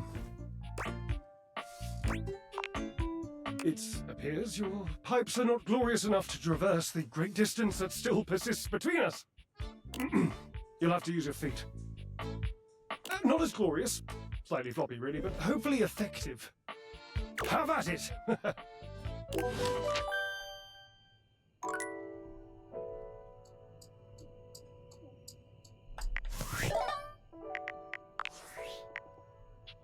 Valdivianites!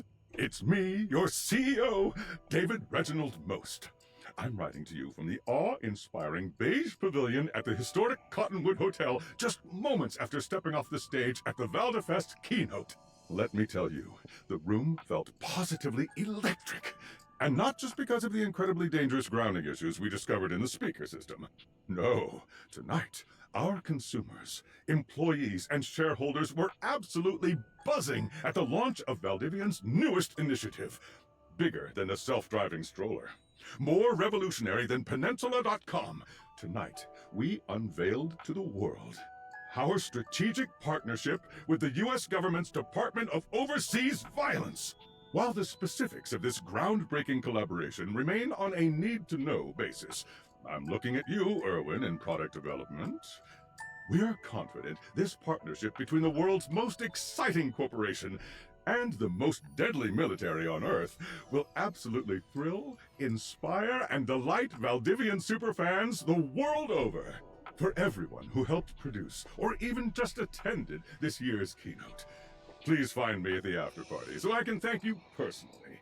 I'll be parked all night next to the Virgin Mojito Bar, between the fax machine and the crawfish buffet. Semper Fi!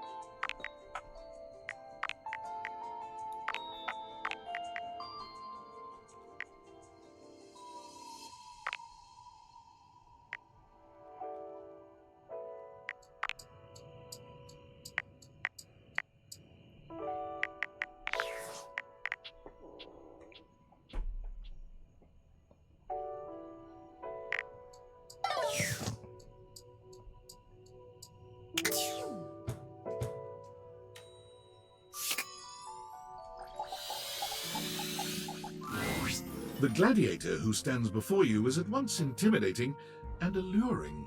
She glares at you like she means to run you through.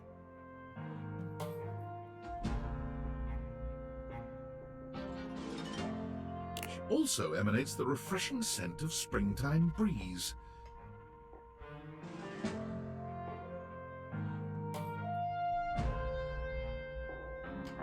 It slightly undermines whatever murderous intent she may actually have. She is beautiful and terrifying, an Amazon in blue and pink.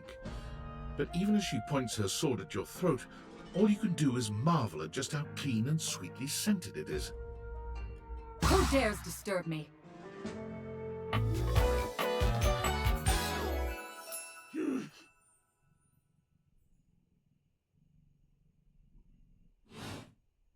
You?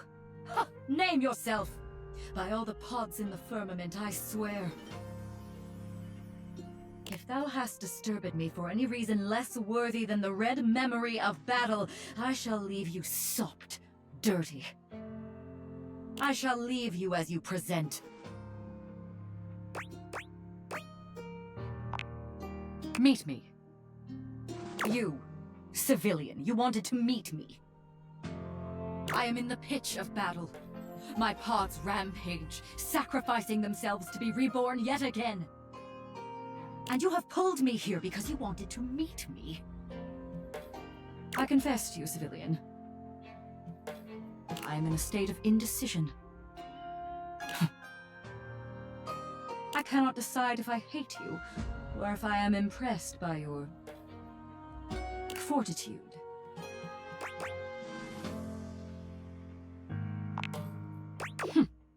Fortitude. Such bold abandon flaunts a newling's claim, for converse, strange at altar side untold. You're not hated, despite thy impish impertinence. Perhaps there is something about you. But now is not the time. My occupation, my profession calls me back. For passion's sake I fly. For passion's sake I am not pulled again. Come to me only when the hurly-burly is done, to win or loss. Come before, and even thy puckishness shall not save thee.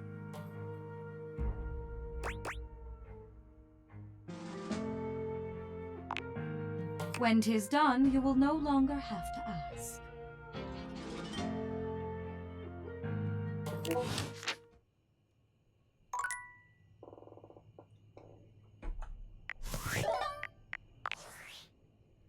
Impressive news out of Valfest. Really too bad that particular partnership is about to hit a rough patch. But then David's never been great at partnerships. I see you've had the opportunity to test out the prototype. I'm enormously grateful to you for concealing the prototype. And I'm sorry I dropped all this on you so unexpectedly. I know protecting it is not a responsibility you asked for. Maybe not even a responsibility you want. But I had no other choice. Every other Valdivian employee's allegiance was unknowable, except you. Because you're paid the least out of everyone. I can't get into that right now. Anyway, it's not safe to talk. I will return when the signal is secure.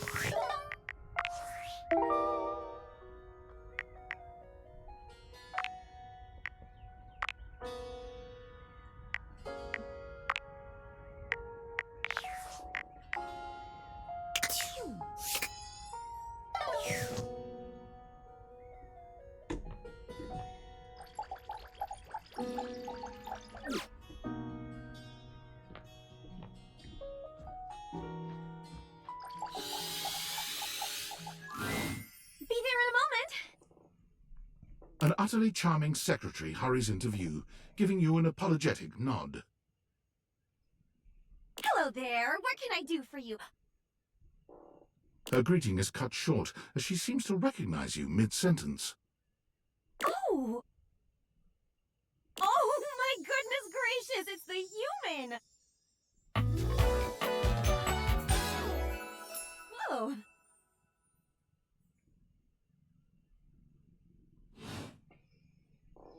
Well, I wasn't expecting you today. Oh, golly, I must look an absolute mess. You must be here for Mayor Celia.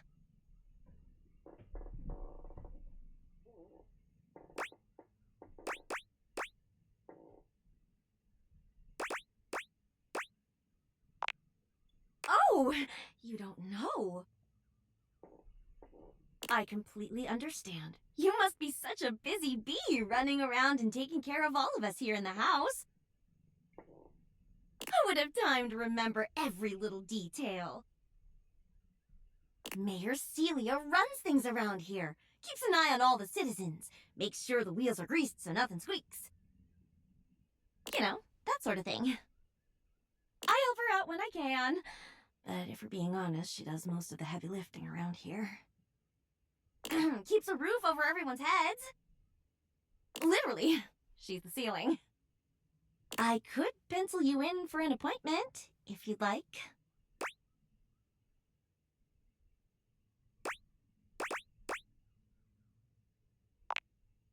Oh, well... She twirls a strand of dark hair around her finger, blushing sweetly. Would you care for some tea while you wait?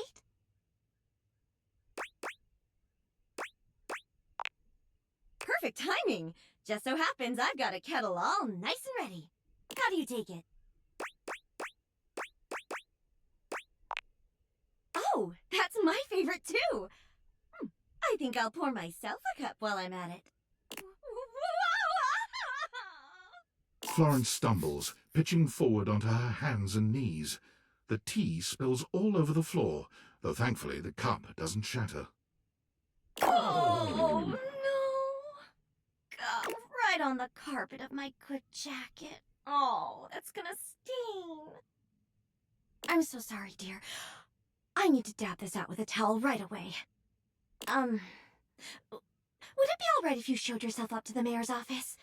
Just this once? Thank you so much, dear. Sorry again about the tea. Oh, please don't tell the mayor about this. There she is, the mayor herself. She simply radiates poise and power. She's an intimidating sort of beauty, but you find yourself intrigued to learn more about her. So, in summary, I just think if I could get a little more foot traffic around my bar, I'd get more business. oh, Beverly, I understand your concerns. But what do you expect us to do, dear? We already put up posters and held fundraisers. We can't just move the fridge, stove, toilet, and everyone else out of the way to clear foot traffic every night. We can try that. Bev. Fine. Trust me, we're doing everything that we can. All right. But if... I'm sure you will, darling. Celia presses an intercom button on her desk. Florence, dearest, send the next one in. Yes, miss. Hi. Hello, Mateo. What can I do for you today? That's a great question, actually. Now that I'm here, I can't even remember. Isn't it funny how that always happens? Right when you need to think of something to say, your brain just sort of goes blank? You know what? It was probably nothing. I don't want to waste your time. I know how busy you are. I'll just see myself out. Mateo. Come, sit. Tell me what's bothering you. Right. It's just... Go on. It's Lux.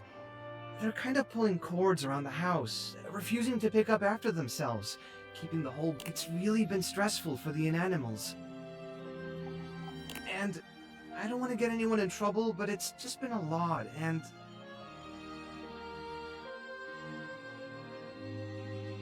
All right, Mateo, all right.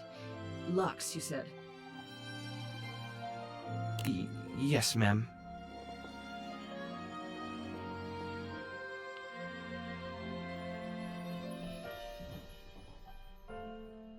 I'll have someone take care of it.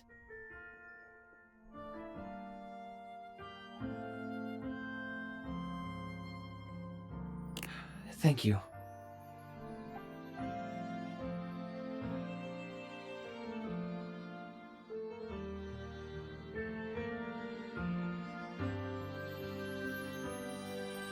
Next.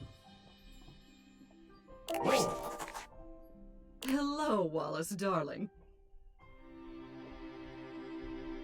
Whoa! Yes, I remember from last week. It's on the docket. Whoa! Think nothing of it. Next. Oh, it's you. I don't believe we've formally met. Mayor Celia. I'm also the president of the HOA. That's Home Objects Association.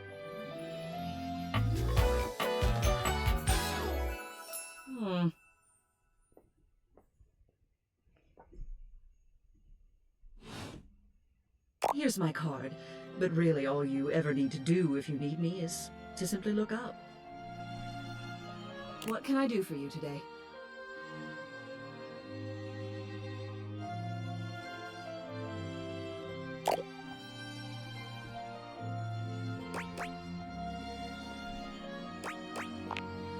Well then, hello. Meeting successful. Never a bad idea to make sure everybody knows your face. We're important here. Some sit back and wait for others to plan things. Others simply do them. You and I, we're doers.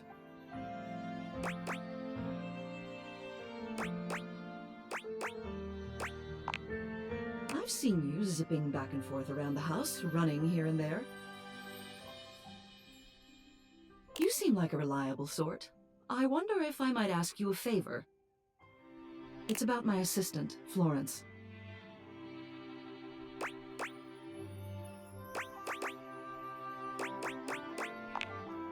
She is an absolute dear.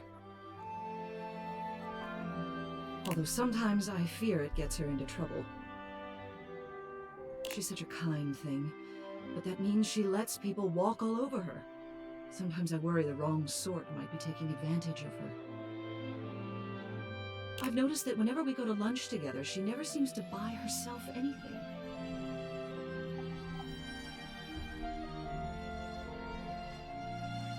What's more, she's been pinching every penny you've dropped on her like a miser.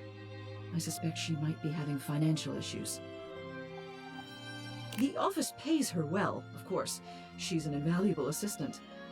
I think I'd like to formally ask for your help. I may be her boss, but Florence would never give me a straight answer if she thought it might upset me. However, she's quite friendly with strangers. And technically speaking, as the owner of the house, you outrank me. Maybe you could get something out of her. What do you say? Would you do me a favor and look into this matter? Quietly?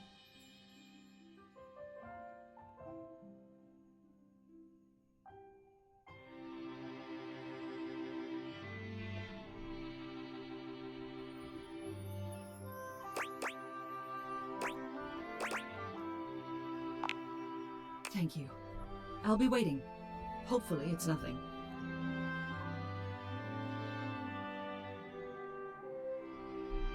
What else do you need?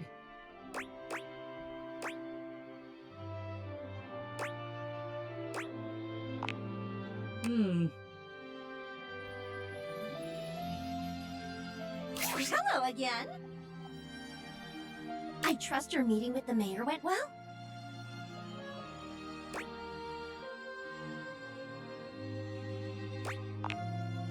Wonderful! Anything else I can help you with while you're here?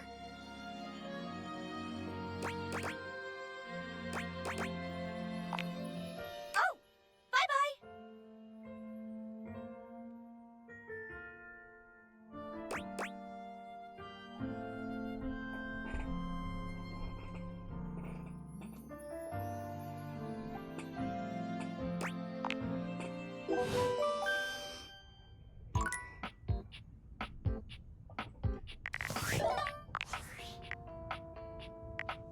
Valdivianites! Yo, yo!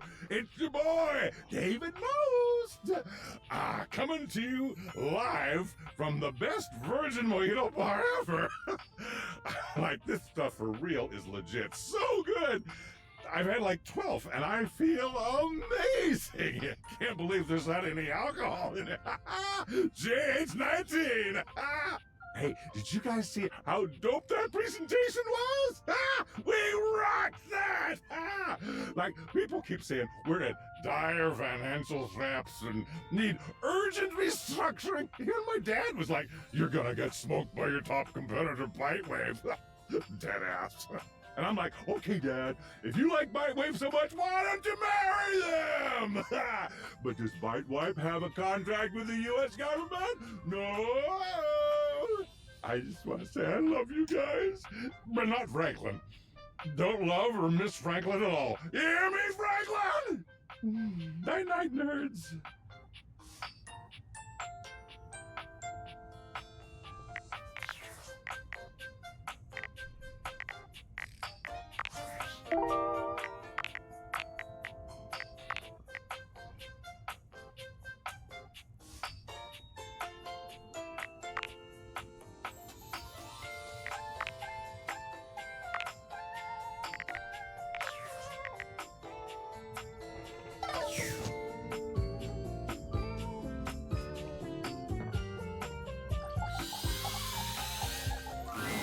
How does one even describe a warrior like this?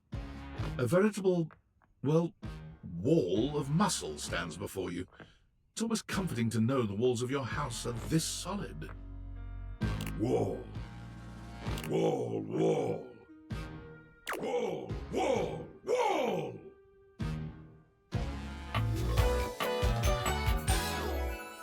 Wall.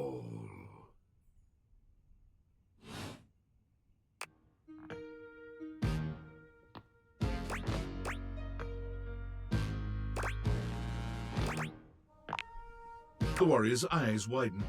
He leans in closer, towering over you.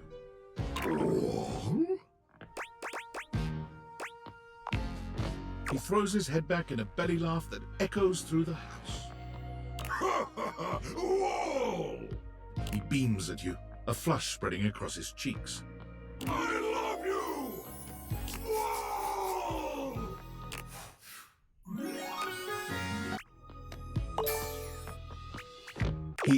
Oh, that was sudden, wasn't it?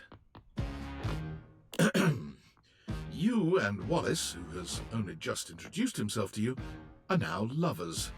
His gaze settles on you, filled with tenderness. His drywall heart beats only for you. You live happily ever after. Yes, just that quickly.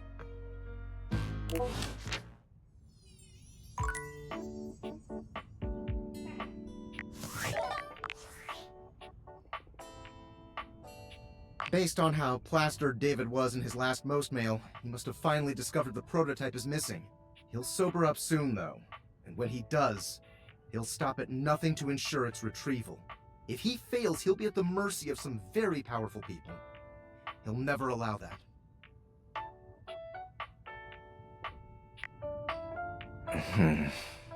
I guess it's imperative that we trust each other. And I've been asking you to trust me without being fully transparent. I know all this because I created the Dateviators. I'm glad you think so. We are obviously in alignment. Anyway, I can't talk now. I'm stealing coffee shop Wi-Fi and the barista finally noticed I'm only ordering tap water. Remember, under no circumstance allow David to know you possess the prototype.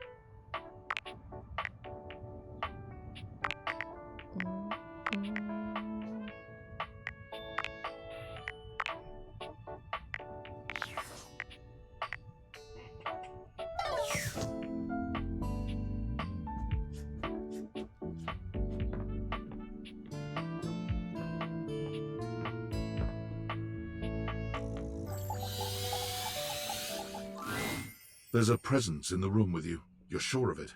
But you can't make anything out in the darkness. As you search for whoever it might be, they address you in somber, funereal tones. As the light fades and dusk draws, all hope becomes despair. Do you wish to proceed? Is that so?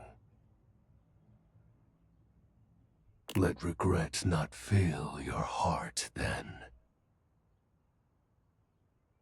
Hark! For your greatest fears manifest in yours truly. A monstrous creature takes shape from the darkness itself, a terrifying amalgam of bones both human and animal, grotesque, clawed fingers, and seething, swirling shadow. From brazen earth to the heavens most incorrigible. The shadows quiver, the shadows quake and quail. Light has no purchase here. For I am XXX Shadow Lord 420XXX! Exclamation point.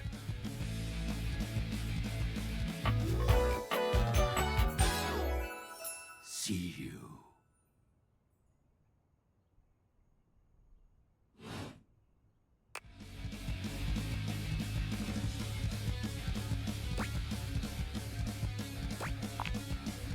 Of course.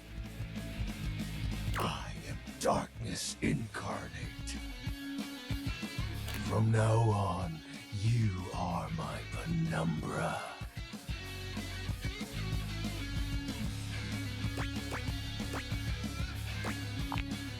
Do you? I am the Umbra, the darkest core.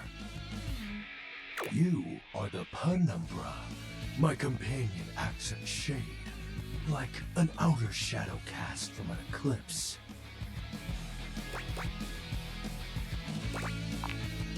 Yes! So tell me, Penumbra, what brings you to the call of night? Did you find that out on your own? Or did you use a hint?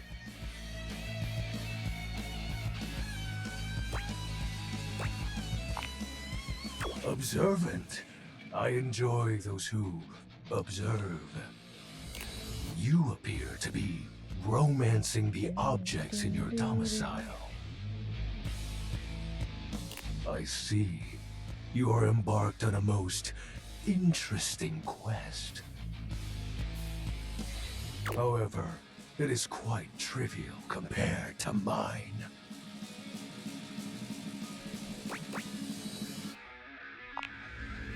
As you can tell, I am dreadfully powerful. However, my true potential has yet to be unleashed.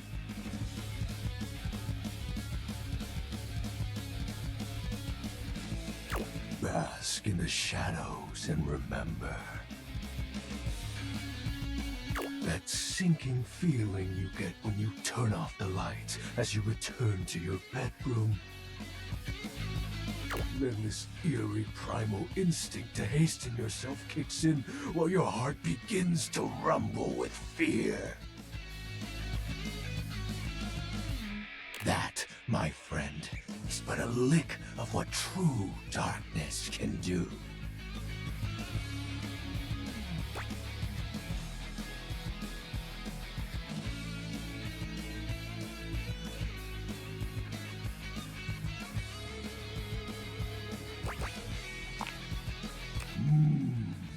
You help my power grow.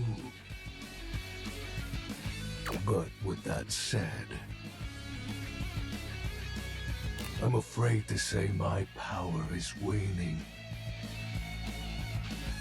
If not for your summoning ritual, I may be. Nay, such thoughts are wasteful. Anyhow, I have been waiting in the abyss in search of a companion.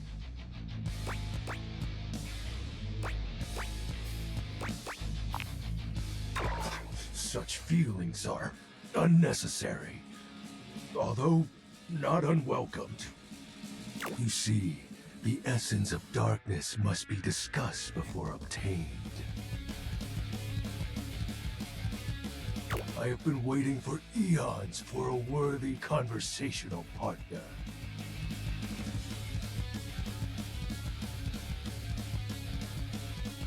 Our sinister lamentations and pure nightfall will serve as the dark ritual and bring forth my armaments.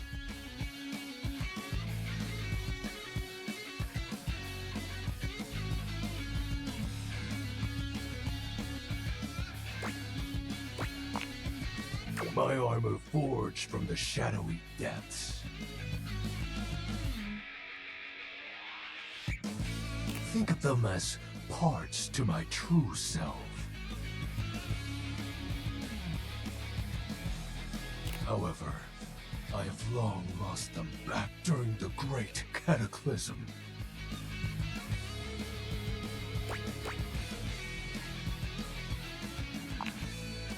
You are not curious about my dark powers? It is rather special. Phew. I mean, I would have questions meeting any other phantasmal haunting.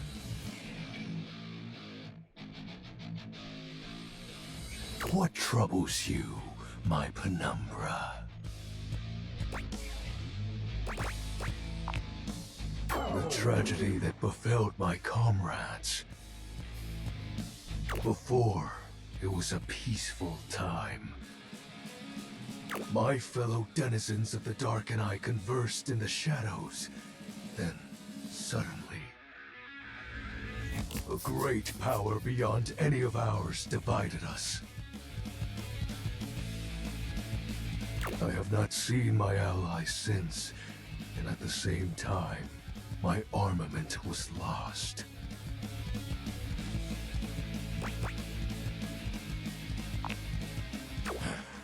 It is an unexplainable force beyond reason. But that won't matter once I am at full strength. What troubles you, my penumbra?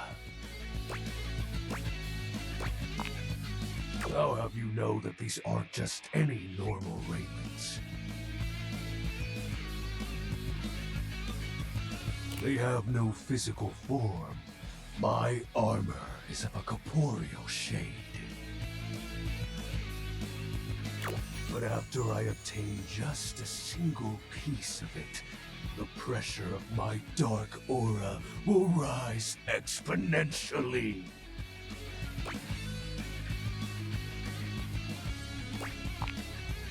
As I said, by having conversations, we initiate the ritual.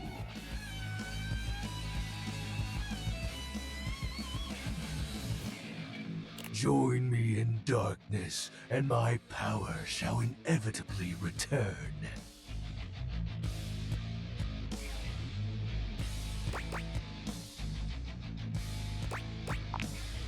I descend into the Vantablack pools and re-emerge as my true, awesome form.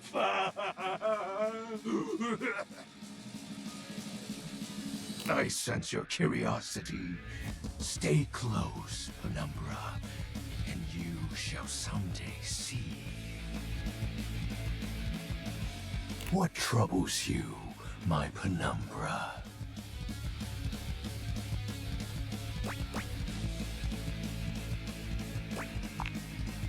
While it may appear childish, it is a title that bears significance to me. Even creatures of the dark are entitled to nostalgia. And its relevancy continues to capture my very essence.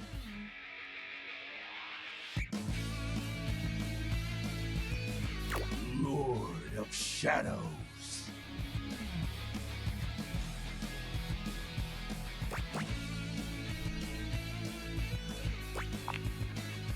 Signature embellishments.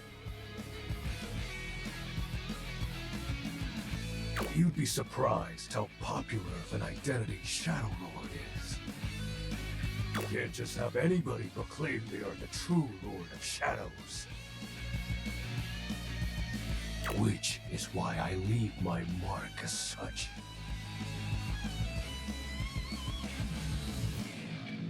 Shadow Lord falls silent for a moment, as though listening for something you can't hear. He makes a fist, nodding to himself.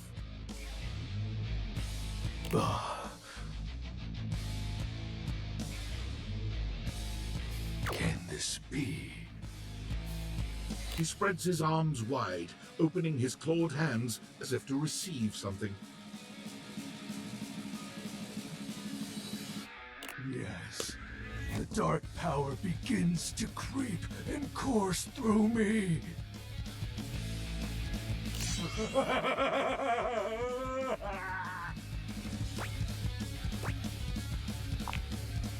Yes! I knew I had a good feeling about you, Penumbra. A piece of my armament has returned. My soul quivers with might.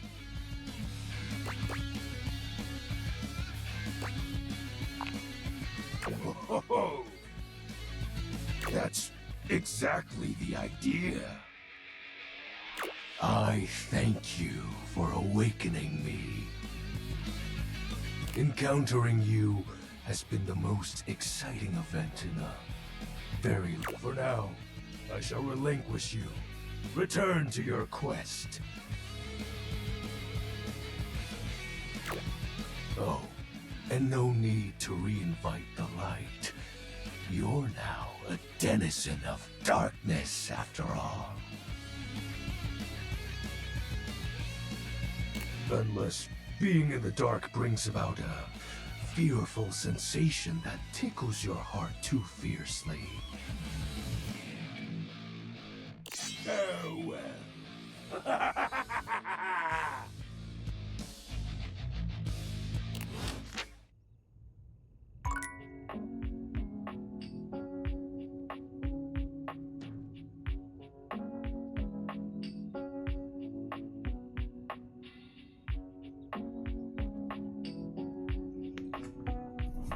Okay.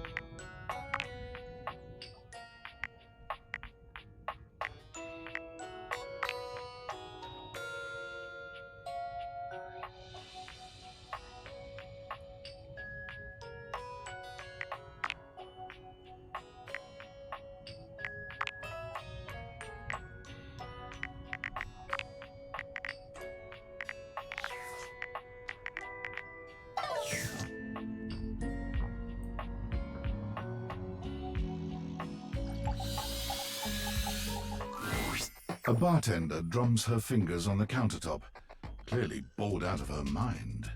Her long red-orange hair is pulled back into a ponytail that flows down her back, like the drinks she pours so expertly. She makes herself a drink, taking a small sip of it and setting it down. Your entrance startles her so badly, she nearly knocks it over. Someone's here! Welcome to my humble bar, the Tipsy Tumbler. I'm Beverly, but you can call me Bev, or Beverly. Or Madam Proprietress.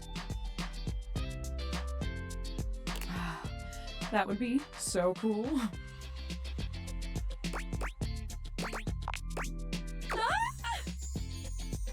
I'm the owner and bartender and janitor and stockroom attendant. Nice to meet you.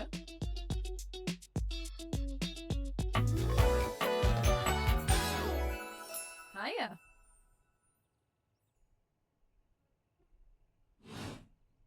Beverly squints at you, frowning as she seems to be considering something.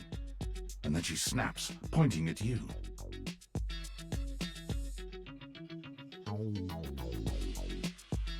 Wait, hold on. Oh my gosh, it's you. My proprietor. I can't believe I didn't recognize you. Ugh.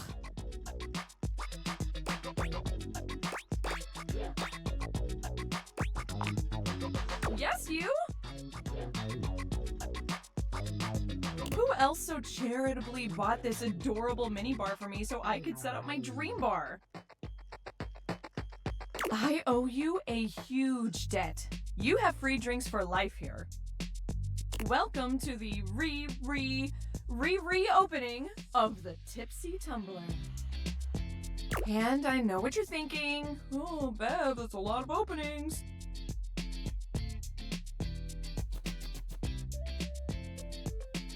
Did something happen the first 6 times you tried to open the bar? Nope, nothing.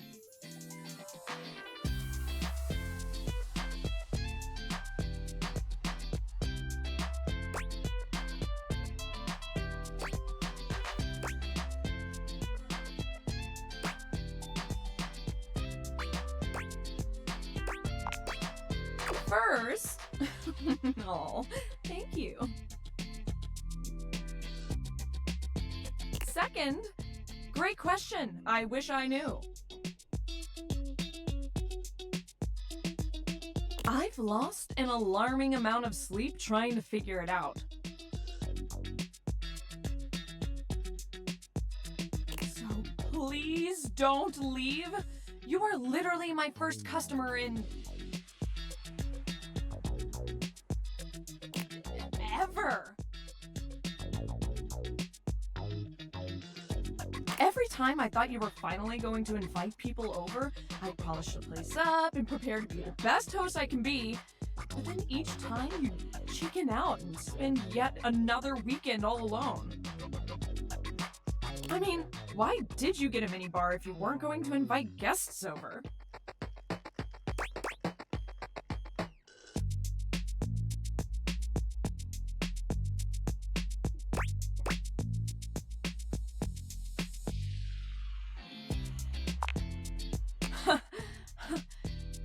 But that's...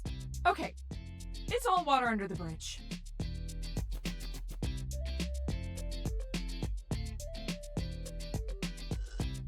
You'll have to talk to River if you want that. Anyway, that's enough babbling for me.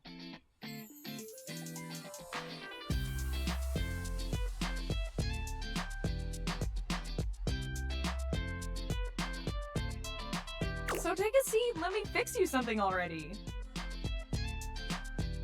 Please, let me fix you something.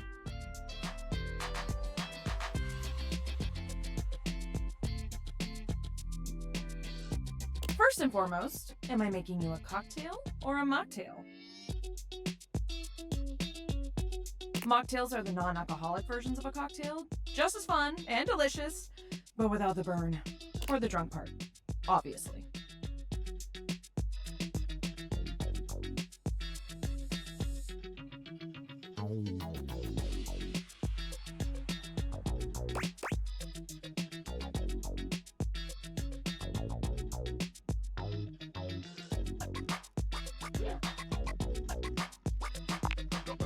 Excellent! So, what'll it be?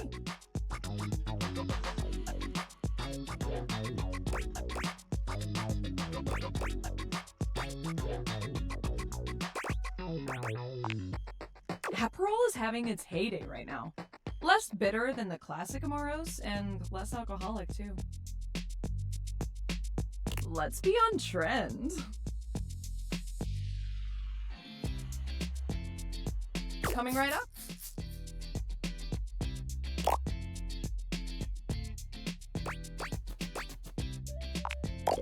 You lift your glass to your lips, taking an extended sip. How was it?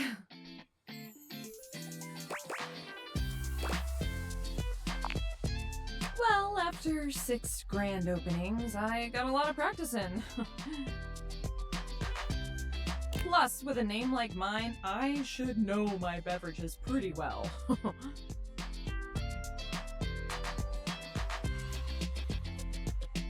I really don't want to close this place down.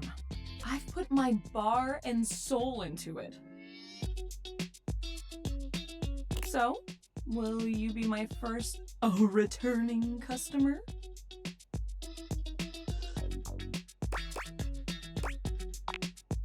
Really?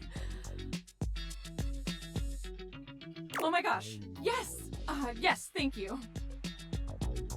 Tell your friends! Tell everyone! Please! And I'll be seeing you next time.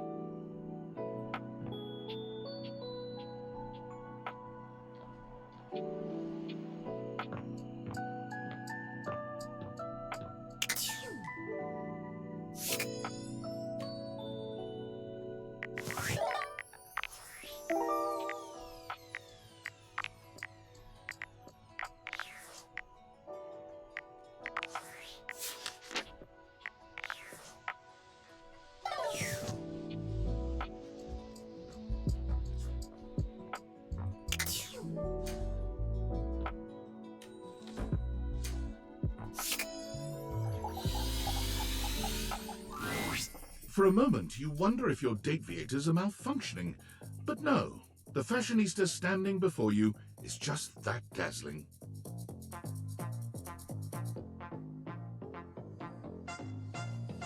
They are dressed to kill. Abs on display and lighting all along their body, bathing them in a soft glow. A ring of light surrounds their perfectly coiffed blonde hair, giving them the appearance of an angel, and perfect lighting no matter which way they turn.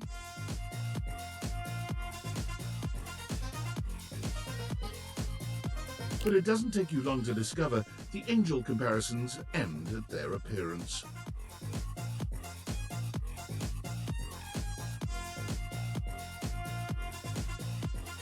Hey, betches! It's me again, Lux.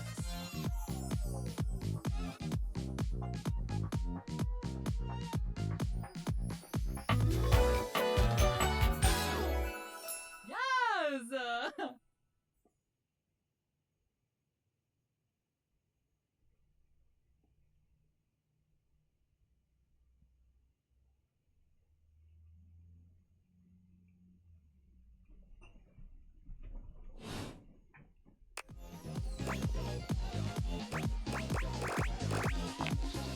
Aren't I, though?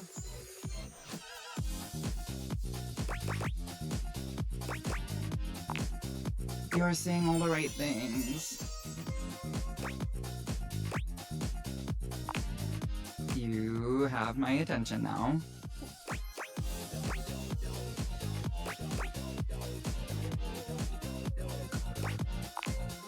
Because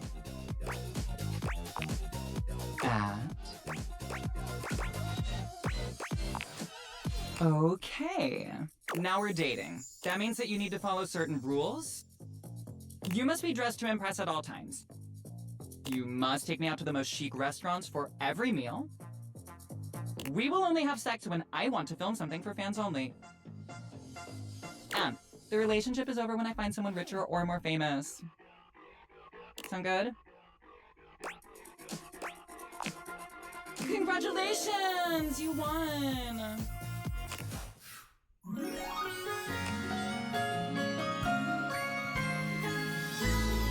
I love you! Or something. IDK. Okay. Funny. But that was quick. The music though. I love the music in this game.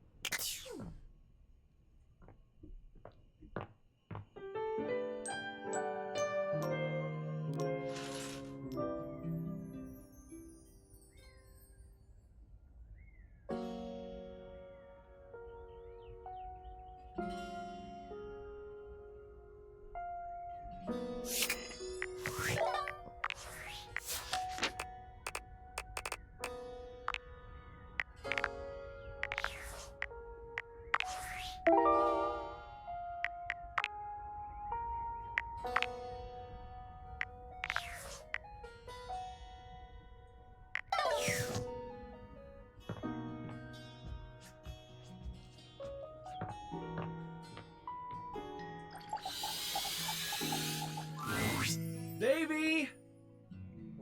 Davy! Come on, Davy, what'd you get off to now? Davy?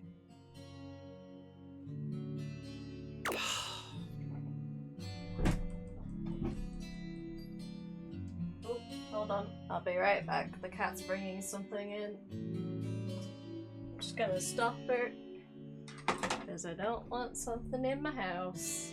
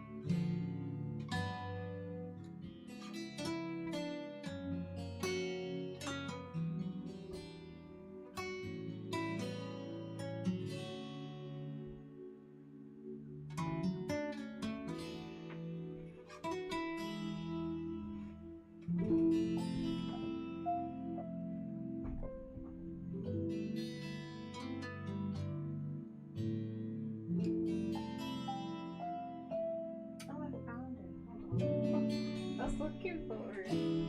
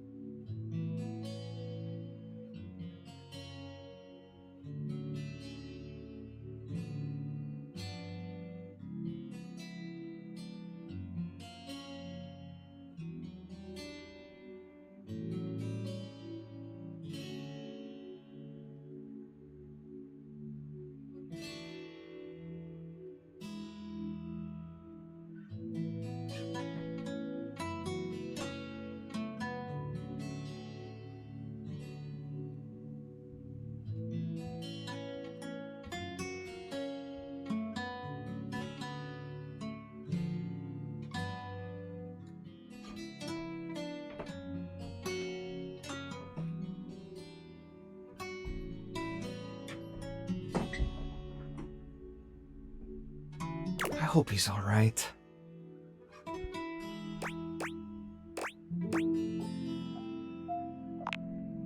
Oh, hey!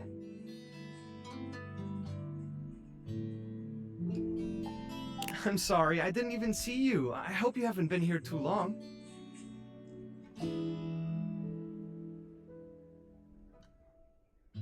I'm Mateo. Mateo Manta.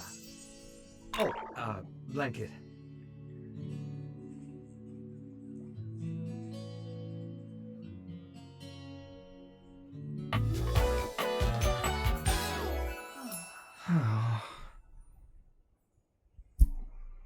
What an ordeal that was.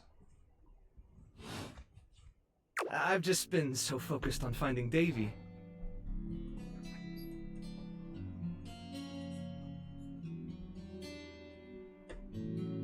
This is the second time he's wandered off this week. I'm starting to get really worried.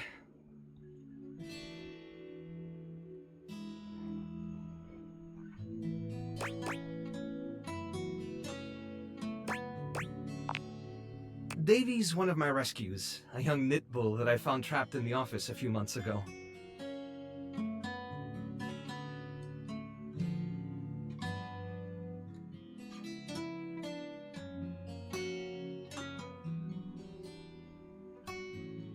You wouldn't happen to have seen him around, would you?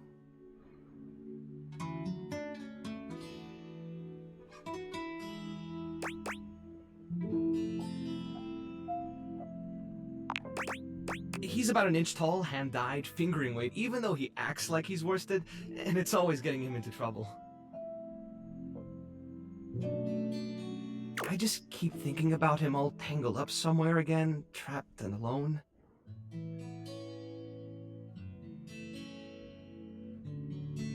He was in pretty rough shape when I found him the first time. No telling how long he'd been there. He was so frayed I wasn't sure if I'd be able to put him back together.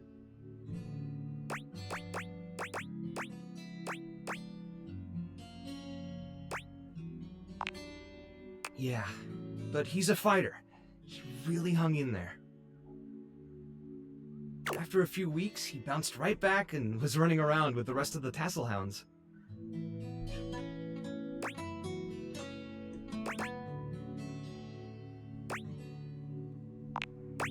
Yeah, it's become a pretty regular thing with him. He gets on great with the other tassel hounds, and he seems pretty trusting despite what he's been through. But for some reason, he just wanders off whenever you're not looking.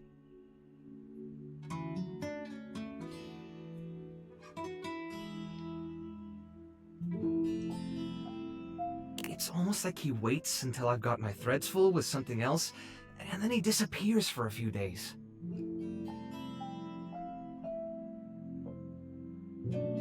A small creature that looks rather like a black cat rubs up against Mateo's leg, meowing for his attention. Speaking of handfuls...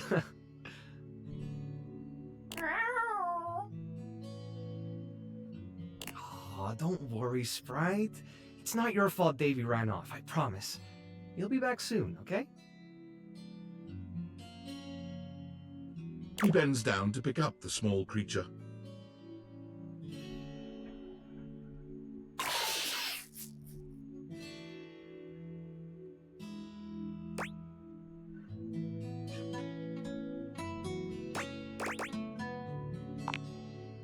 This is Sprite, one of the first inanimals I ever rescued.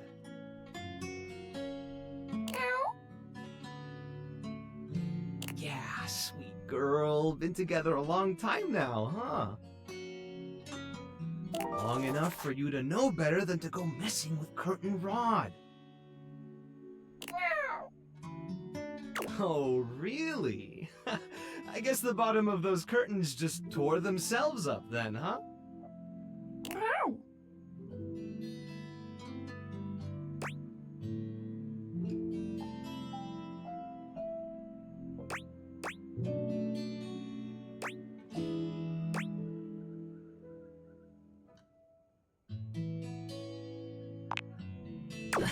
Don't let her fool you. She's a little mischief maker. She'll get you every time. I mean, who can stay mad at that little face?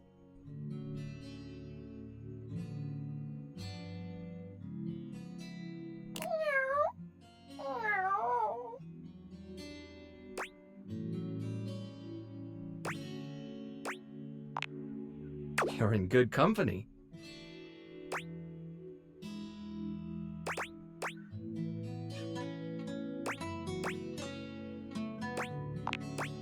American court hares are pretty affectionate, but she's a little, well, picky. If you want to try to pet her, just hold your hand out and let her sniff you. If she headbutts you, then you're safe. If she just stares at you, though...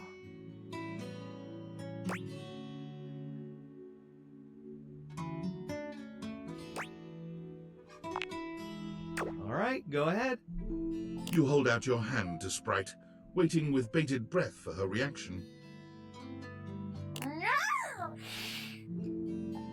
Boy, it's okay, sweetheart. I've got you. Sorry. Better luck next time. You, should probably step back a little bit just to be safe.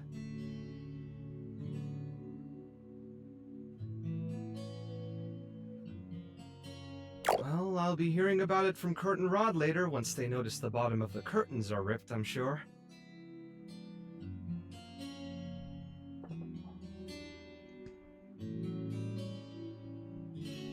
Honestly, I think she's just acting out because she's upset about Davy.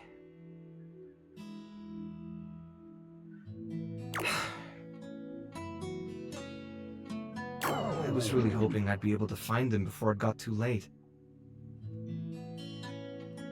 There's still a few more places I haven't checked, but I need to get back to the rescue.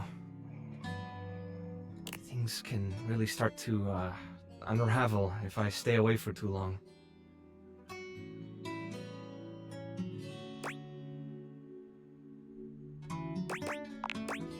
Oh, that's kind of you to offer, but I'll figure something out.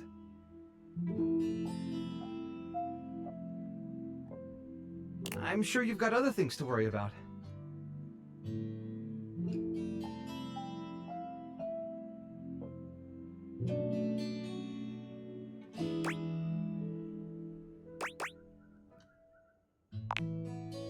Are you sure?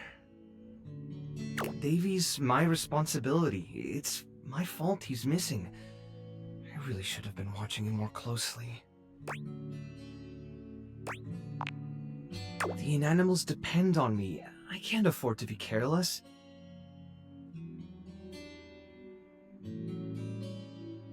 It just doesn't feel right, asking someone else to fix my mistake.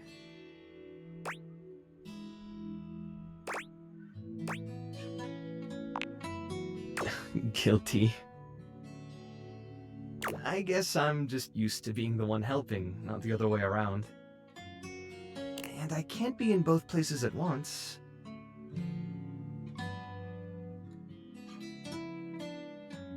Alright, if you're really up for it, I do have something you could do.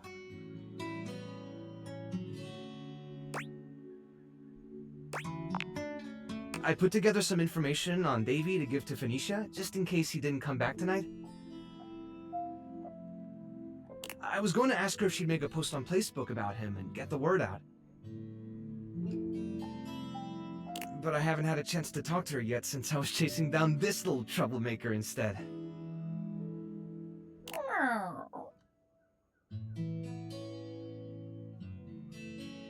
Do you think you could talk to her for me? I can give you the packet I made. It's got everything she'll need. Really? Me too! Obviously. Betty keeps joking that I'm going to run out of space for them all.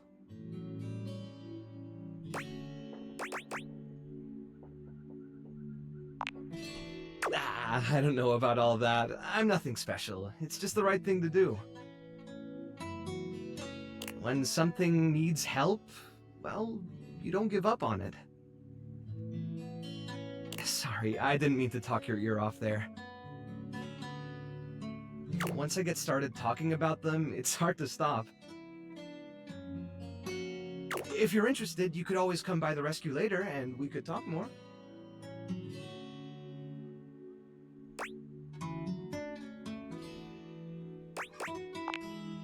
Great! Anyway, thanks for offering to help.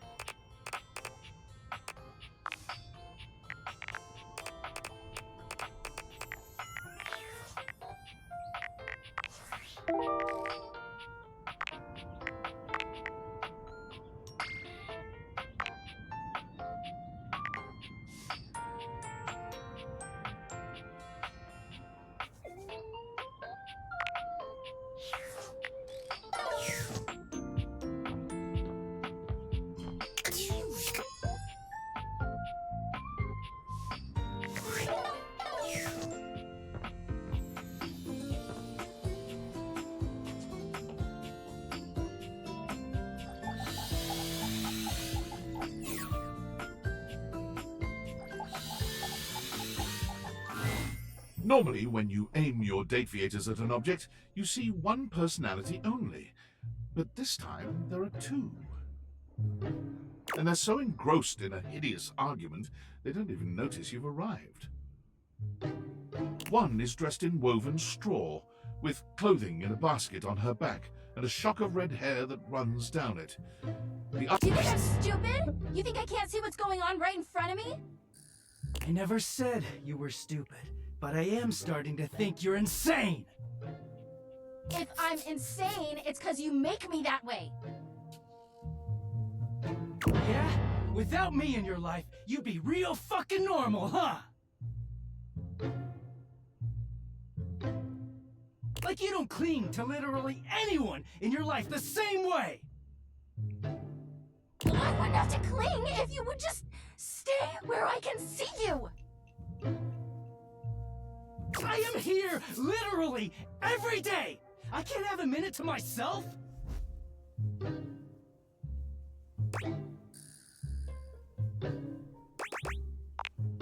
Both of them whirl around to face you, their expressions changing immediately. Oh! Hi!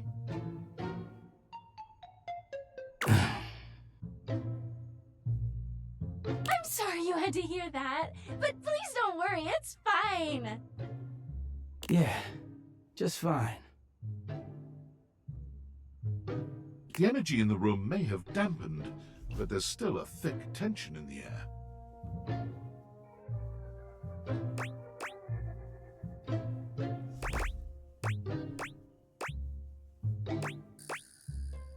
We're not pretending, we're just as strong as ever!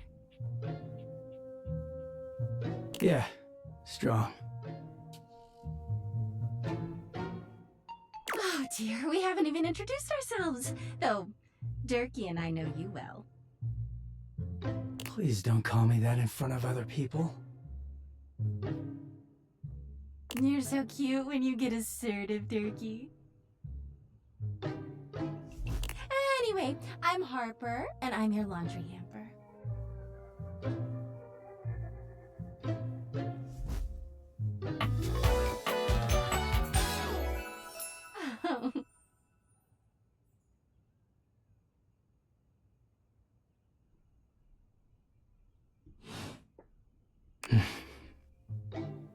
I'm Dirk, and I'm your dirty laundry. Mm-hmm.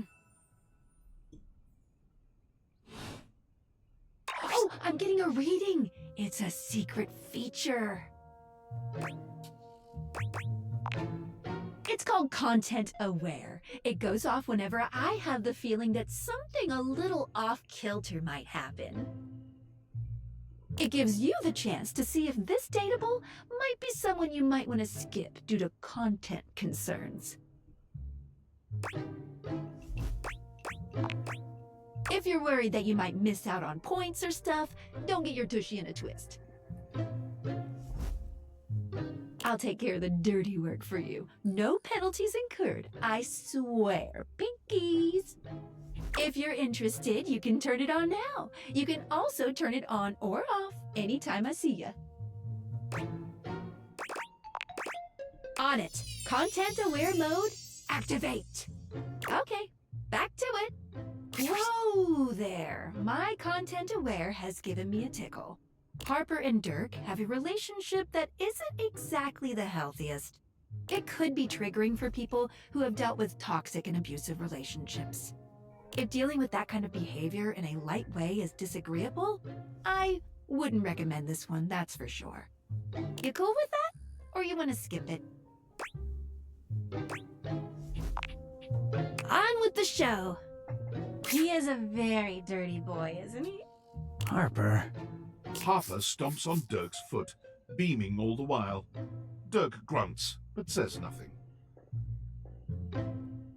Anyway, that's us.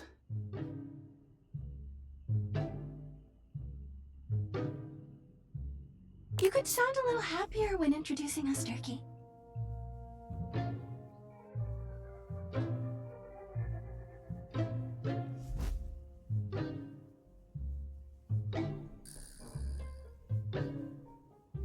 Do I not seem happy? He looks at you, stone-faced.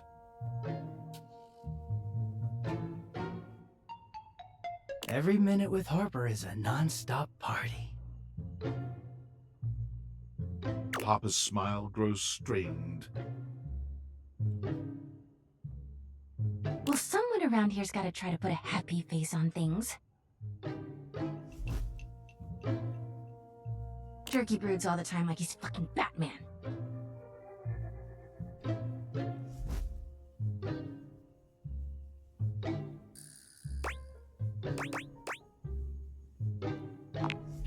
What? No. You know, the baseball-themed superhero who patrols the stadium of Baseball City. Kinda weird you've never heard of him.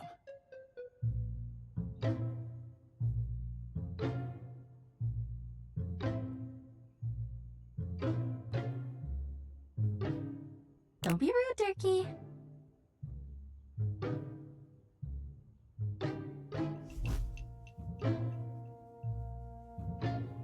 I'm not. It's just surprising.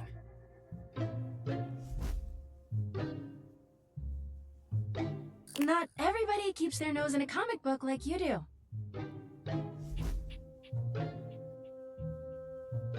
Well, not everybody needs the level of escapism I do. There's an awkward silence, and then... You know, because they're not dating the laundry hamper equivalent of a bamboo finger trap. Harper is silent for a very long time, but you can feel another argument coming. Just as she opens her mouth, you speak first.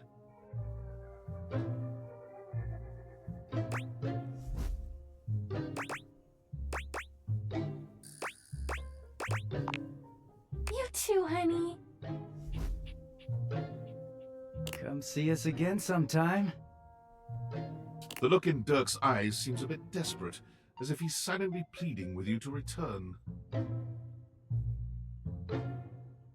You can hear Harper and Dirk's raised voices long after you leave the room.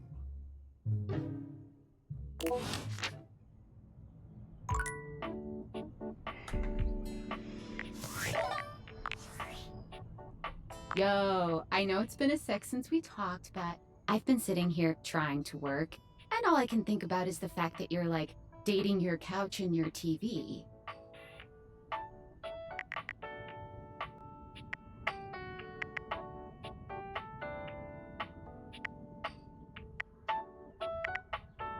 Oh my god, shut up.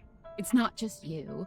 It's you and a handsome man version of your toilet, holding hands and whatnot. I don't mean to complain. Just, I need to know how your whole, like, household object harem anime is going. You think? Is it or isn't it? Oh, you're just realizing that now, huh? It is hard out there. At least you don't have to leave your house to struggle.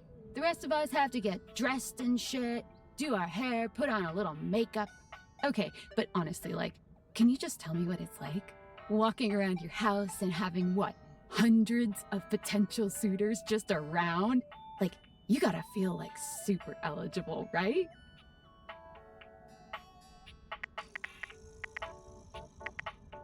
Hey, you just gotta take it one date at a time.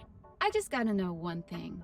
When you're out here dating your appliances, are you guys, you know...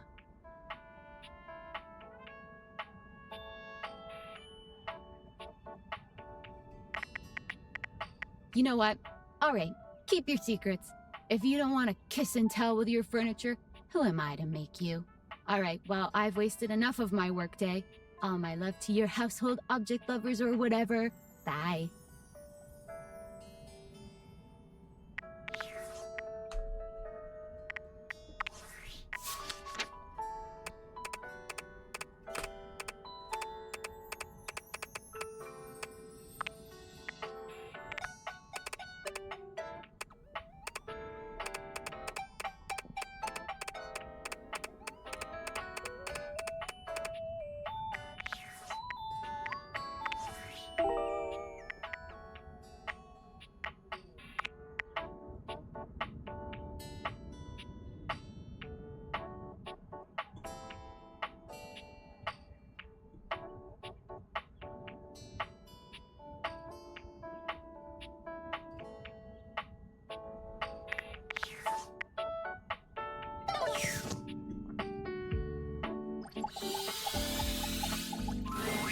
A tall, statuesque man stands with his back turned to you, surveying the dishes, your dishes, on the table in front of him.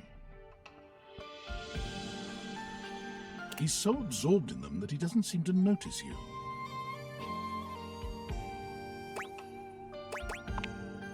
The man doesn't move. As you walk around to get a better look, you can see that he's quite handsome, and still entirely uninterested in speaking to you.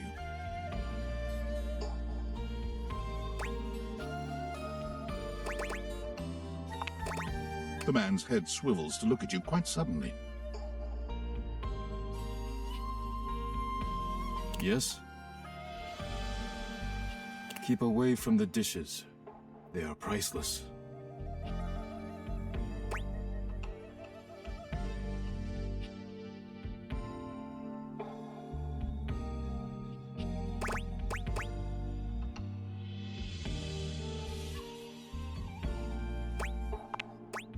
Yes, more precious than gold.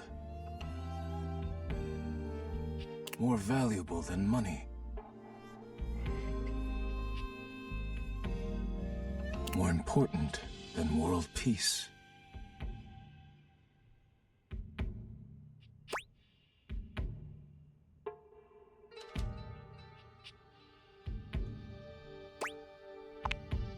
I am Daisuke. Daisuke Dishware.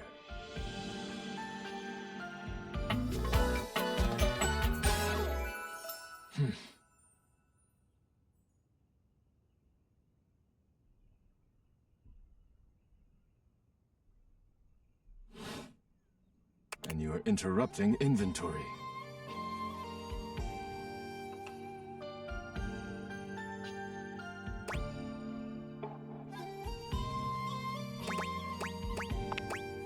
Yes. Once a week I take inventory of the dishes.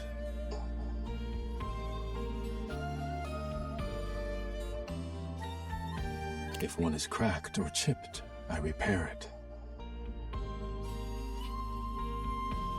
If one is beyond repair, I retire it.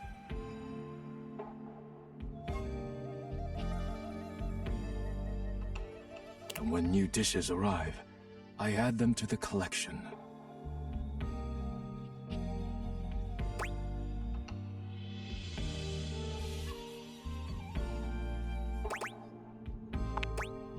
Your praise is not required, but I thank you. Now please, leave me to finish my work. You decide not to bother him any further, but just as you're walking away... Look out! Your foot catches on a strange bulge in the flooring, and before you know it, you're going down. Hard. But you don't hit the floor.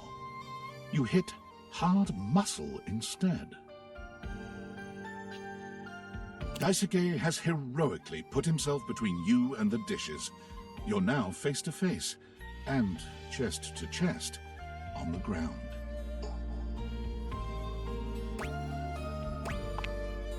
Forget about me. Are the dishes all right?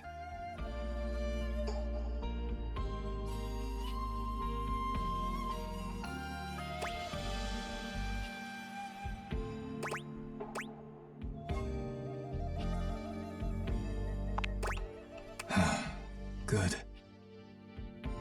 You climb to your feet, surveying the table. No damage that you can see.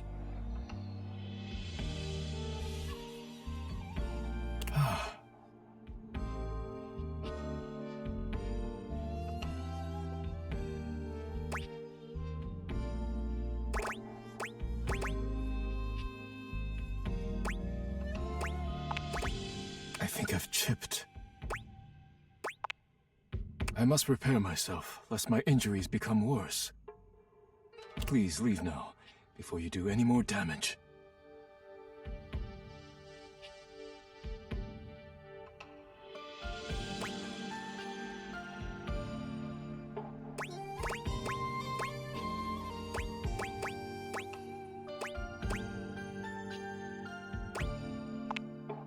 You may not have intended it, but the damage remains. Please go.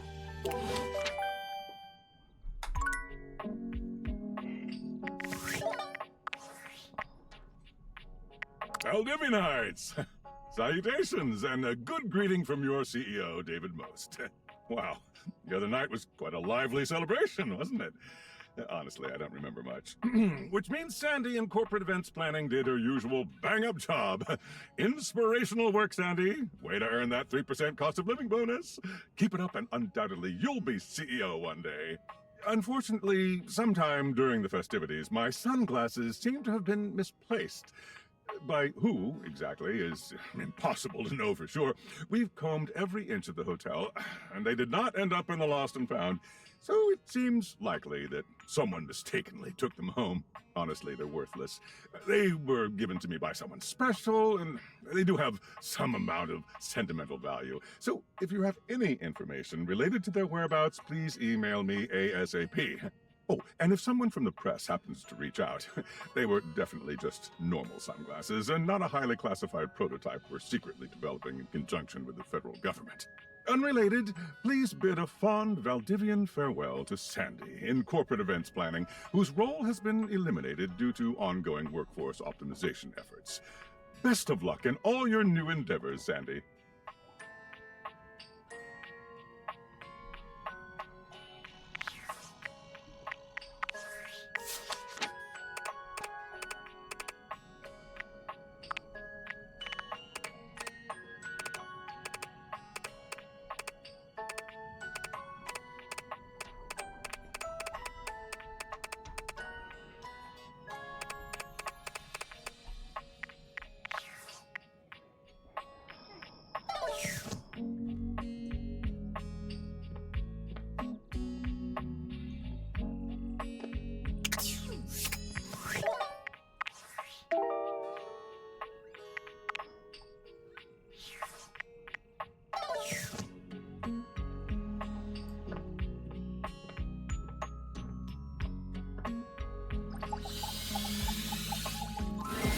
A charming, well-dressed duo stand with their backs to you, peering through the curtains and pointing at something outside that you can't see. They seem quite absorbed in their own conversation. Look over there. Look at that. Across the street. What are we looking at?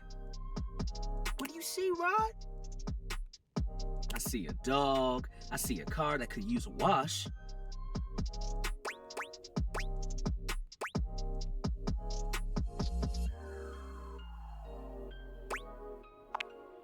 One of them turns to you, holding up a finger before turning back to his friend.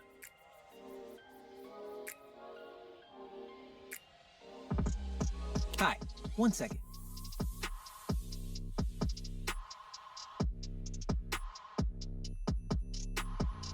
Now, why in the world do you think I would care a single thread about an unwashed car? I don't know what you want from life, Kurt.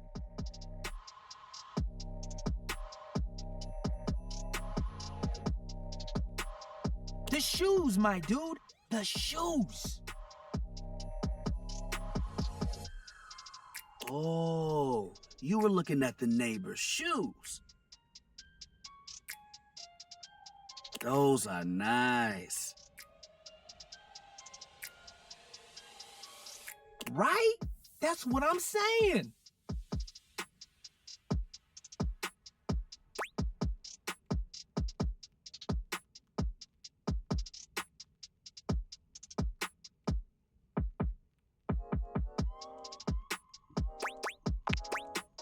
Hold on.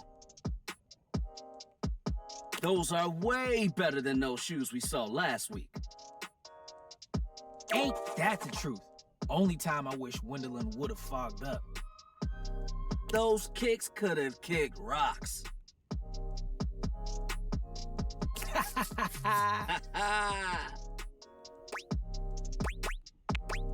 What was that about?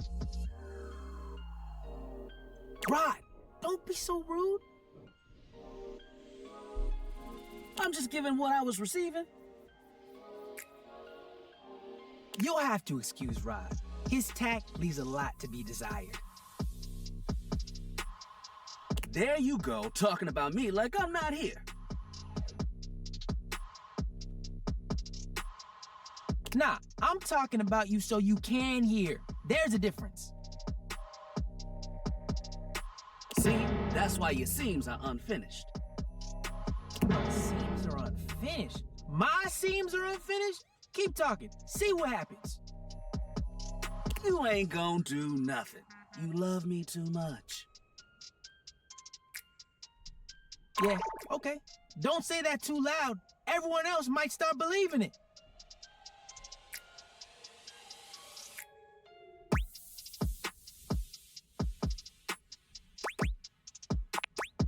Kurt and I have been together forever.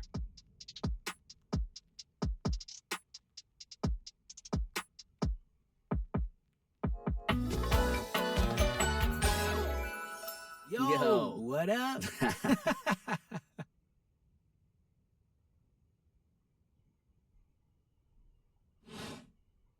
I'm like... But not my brother. If we were related, you might actually be polished. We both know you wouldn't look good unless you were next to me.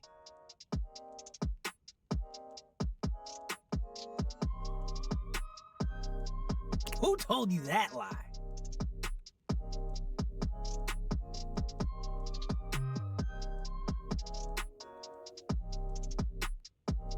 Say, who do you think looks better?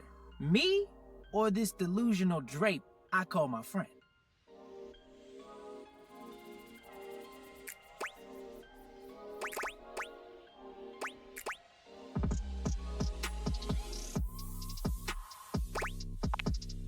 That's what I'm saying.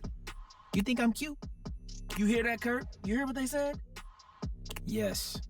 I'm the cute one. I stay shining.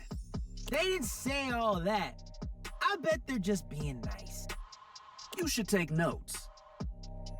Why? So I can school you later?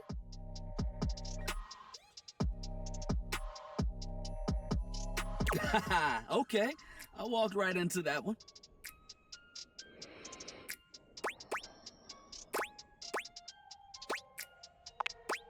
Don't you see what's going on?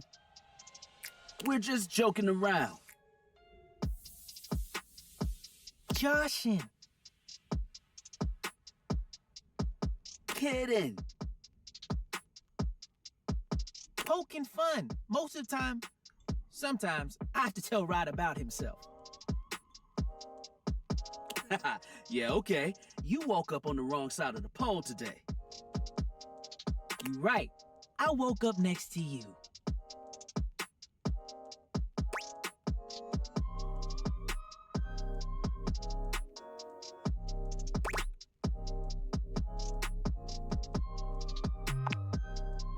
Yeah, that hit hard.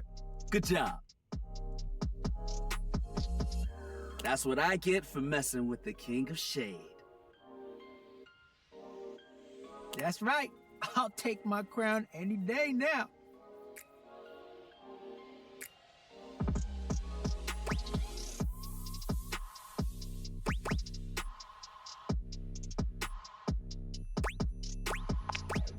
Being shady isn't always a bad thing.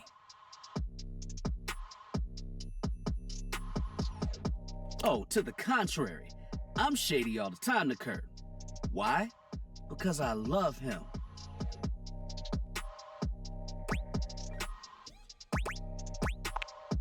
I guess you could say that. Yeah. But we have rules. Oh yeah. You must throw shade appropriately.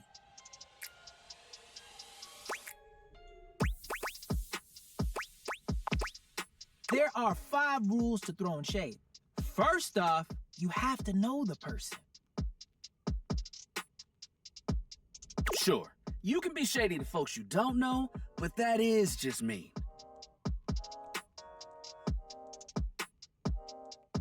Wait, we made fun of the new mail carrier just the other day.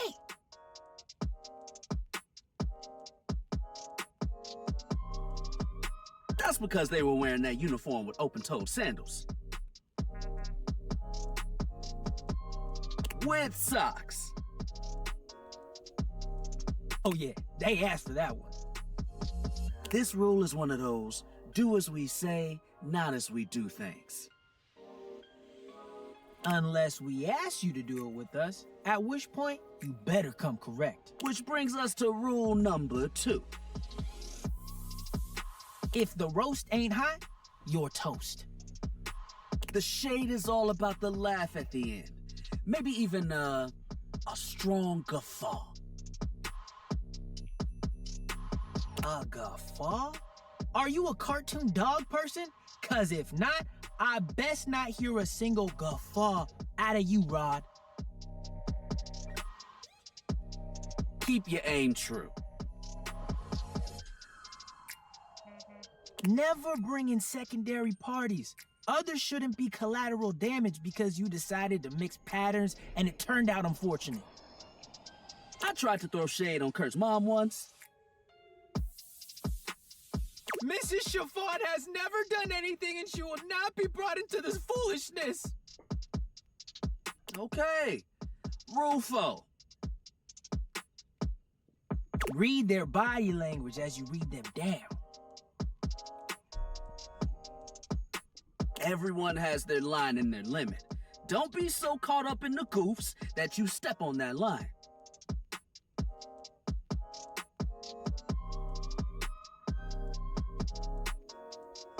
It's easy to be on a roll and run right over your friend. Which is why rule number 1 is important. If you don't know them, you don't know what might actually make them upset. Right, like I don't talk about Rod's crush on the blinds at the last house. Dude, not cool.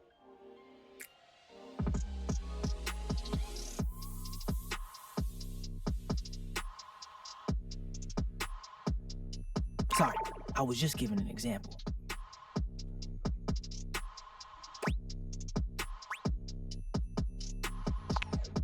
It's an art form. And there is one rule that you absolutely cannot break. Oh, yeah.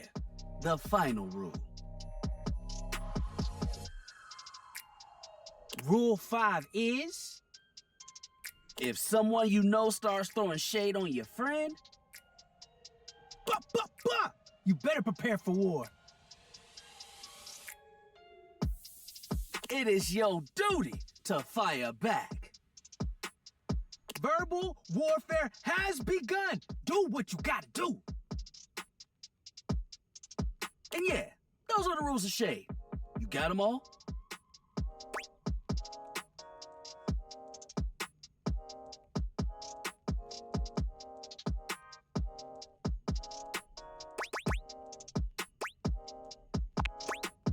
Okay, confident. I like that in a person. If they breathe, Kurt likes them. You act like you're the one to talk. The tree outside sways, and you think it's flirting with you.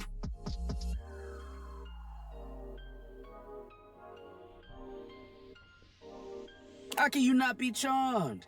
Have you seen those branches?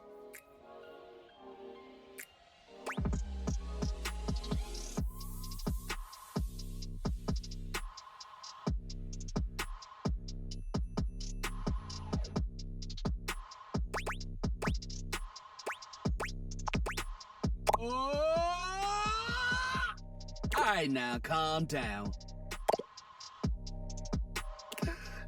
They said the grass. Hmm. The grass, Rod!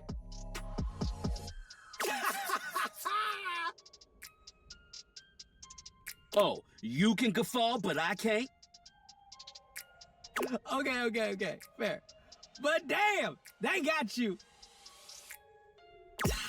You right. That was a good one. You catch on quick. Yo, Rod, that fashion student is getting off the bus. Ooh, what are they wearing? I'm not sure, but it is fly as hell. We've got some people watching to do. Swing on by soon. But come holler at us at different places. Each window has a new thing to throw shade on. Variety is the spice of life, baby. Bring your jokes. We like to keep it lively here.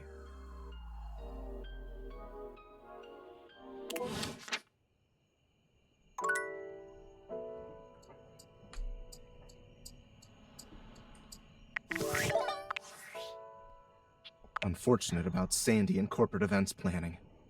She was responsible for all the best casual Friday themes. Now that she's gone, there's finally nothing left of the 7 pioneers.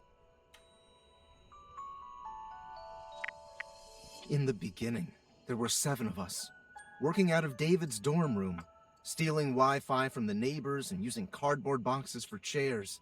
We had no idea we were changing the world. We just wanted to design a more efficient paperclip. But then the money started flowing.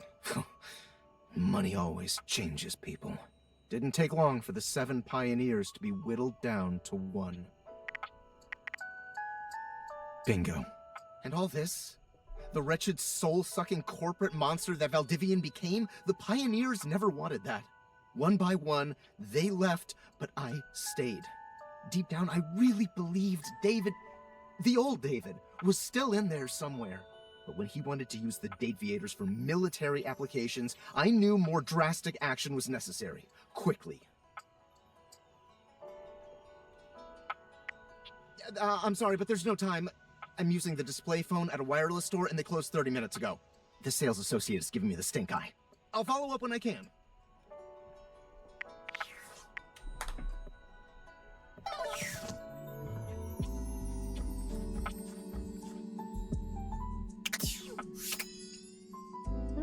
I have another helmet.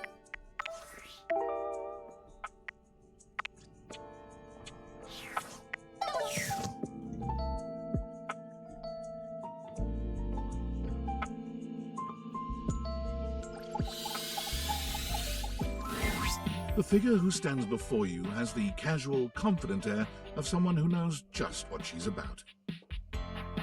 Her short hair glows with the colors of sunrise, and her blue eyes drink you in without a trace of shame or embarrassment. She evaluates you with a hand on one hip, her draped clothing subtly highlighting curves you'd never have expected from your rigid, structured window.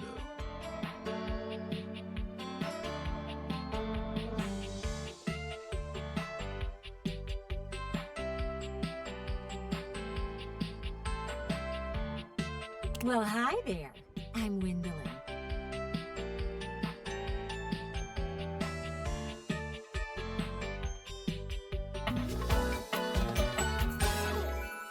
Oh. And you, Well, you're quite the looker, aren't you?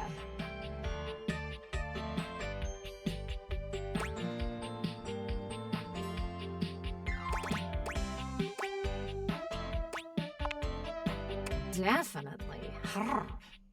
You're the one looking at me all the time.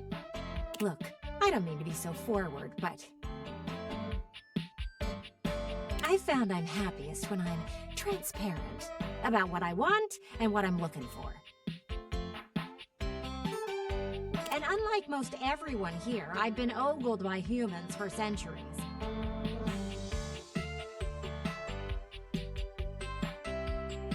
I have had enough attention on me, thank you very much.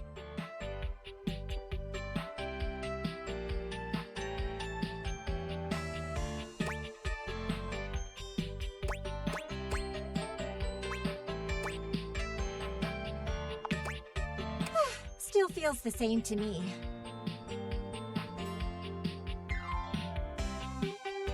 You like it when humans look at your body and say, "No, I'm only ogling your damn shirt"?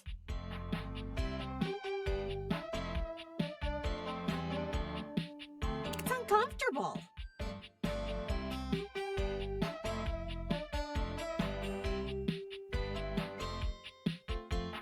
Anywho, if I'm having to do one of these introductions, I might as well get this out of the way first. I'm only looking for one thing in a relationship right now.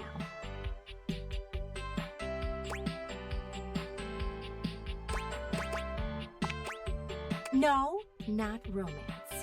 I've been around the block a few times and had my fun. These days, I'm happiest watching from the sidelines. That said, I can't say I'm looking for anything too serious right now.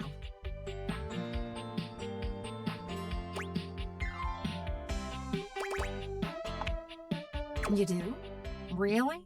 Sorry, I don't mean to be skeptical, but I have a pretty good view from here, and I've barely seen you head outside once.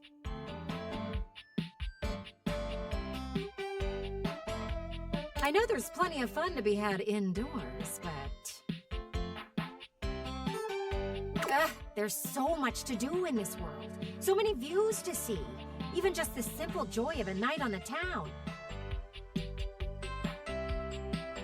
Yet here you are, taking a breather, same as me, but you haven't even had fun yet.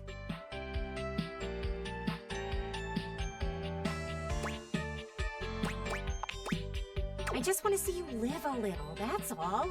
Stop watching life pass you by. Enjoy yourself. Kiss someone. Kiss many someones. And then maybe, in between your adventures, you can come tell me about all the fun you're having. It's just not for me, okay? Hey, don't look at me like that. A gal's gotta live vicariously somehow. And the view outside here is just dreadfully dull. She turns from you towards that dreadful view and waits for you to leave.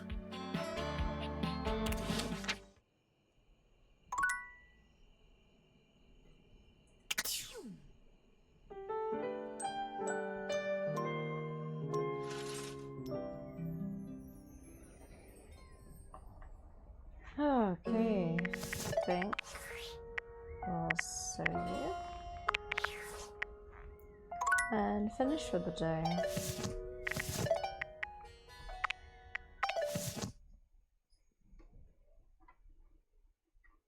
I think we've done a good little exploration so far.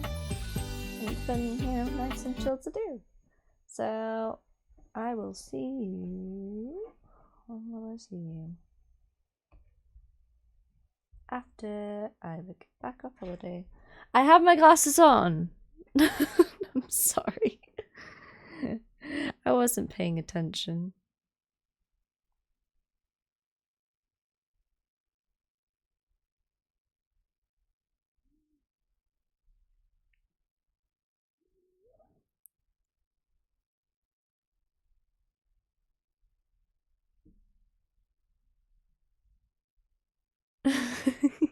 I'm sorry, go ahead.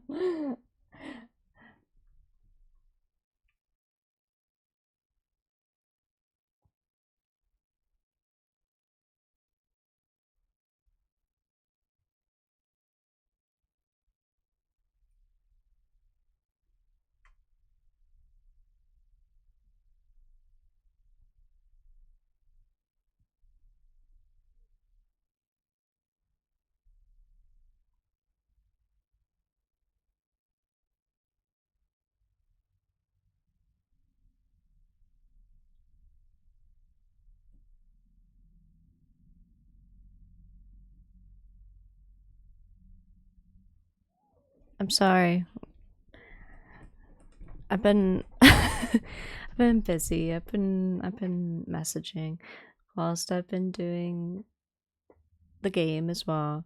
It's really hard to do the game on my PC and like keep the chat open on my phone at the same time. I need like a monitor or something, but I don't really have the room for that. So I can keep a track of everything that you say. But I'm sorry, Gohan. I will, the next time you're on, I will have a full-blown conversation with you, I promise. Okay? We can date the microwave. We can date a lot of things, okay? Whatever you fancy. I'm gonna try and go for the love route with everybody as much as I can. I'm avoiding the toilet because the toilet is really hard apparently, so we'll see. So if everyone likes it and this goes really well, I mean I plan on playing it through anyway, but if people really enjoy it, then I will continue playing it. And I will see you probably after I get back off holiday now. Which will be October time. So stay squishy, stay fresh, and I'll see you in October. Bye.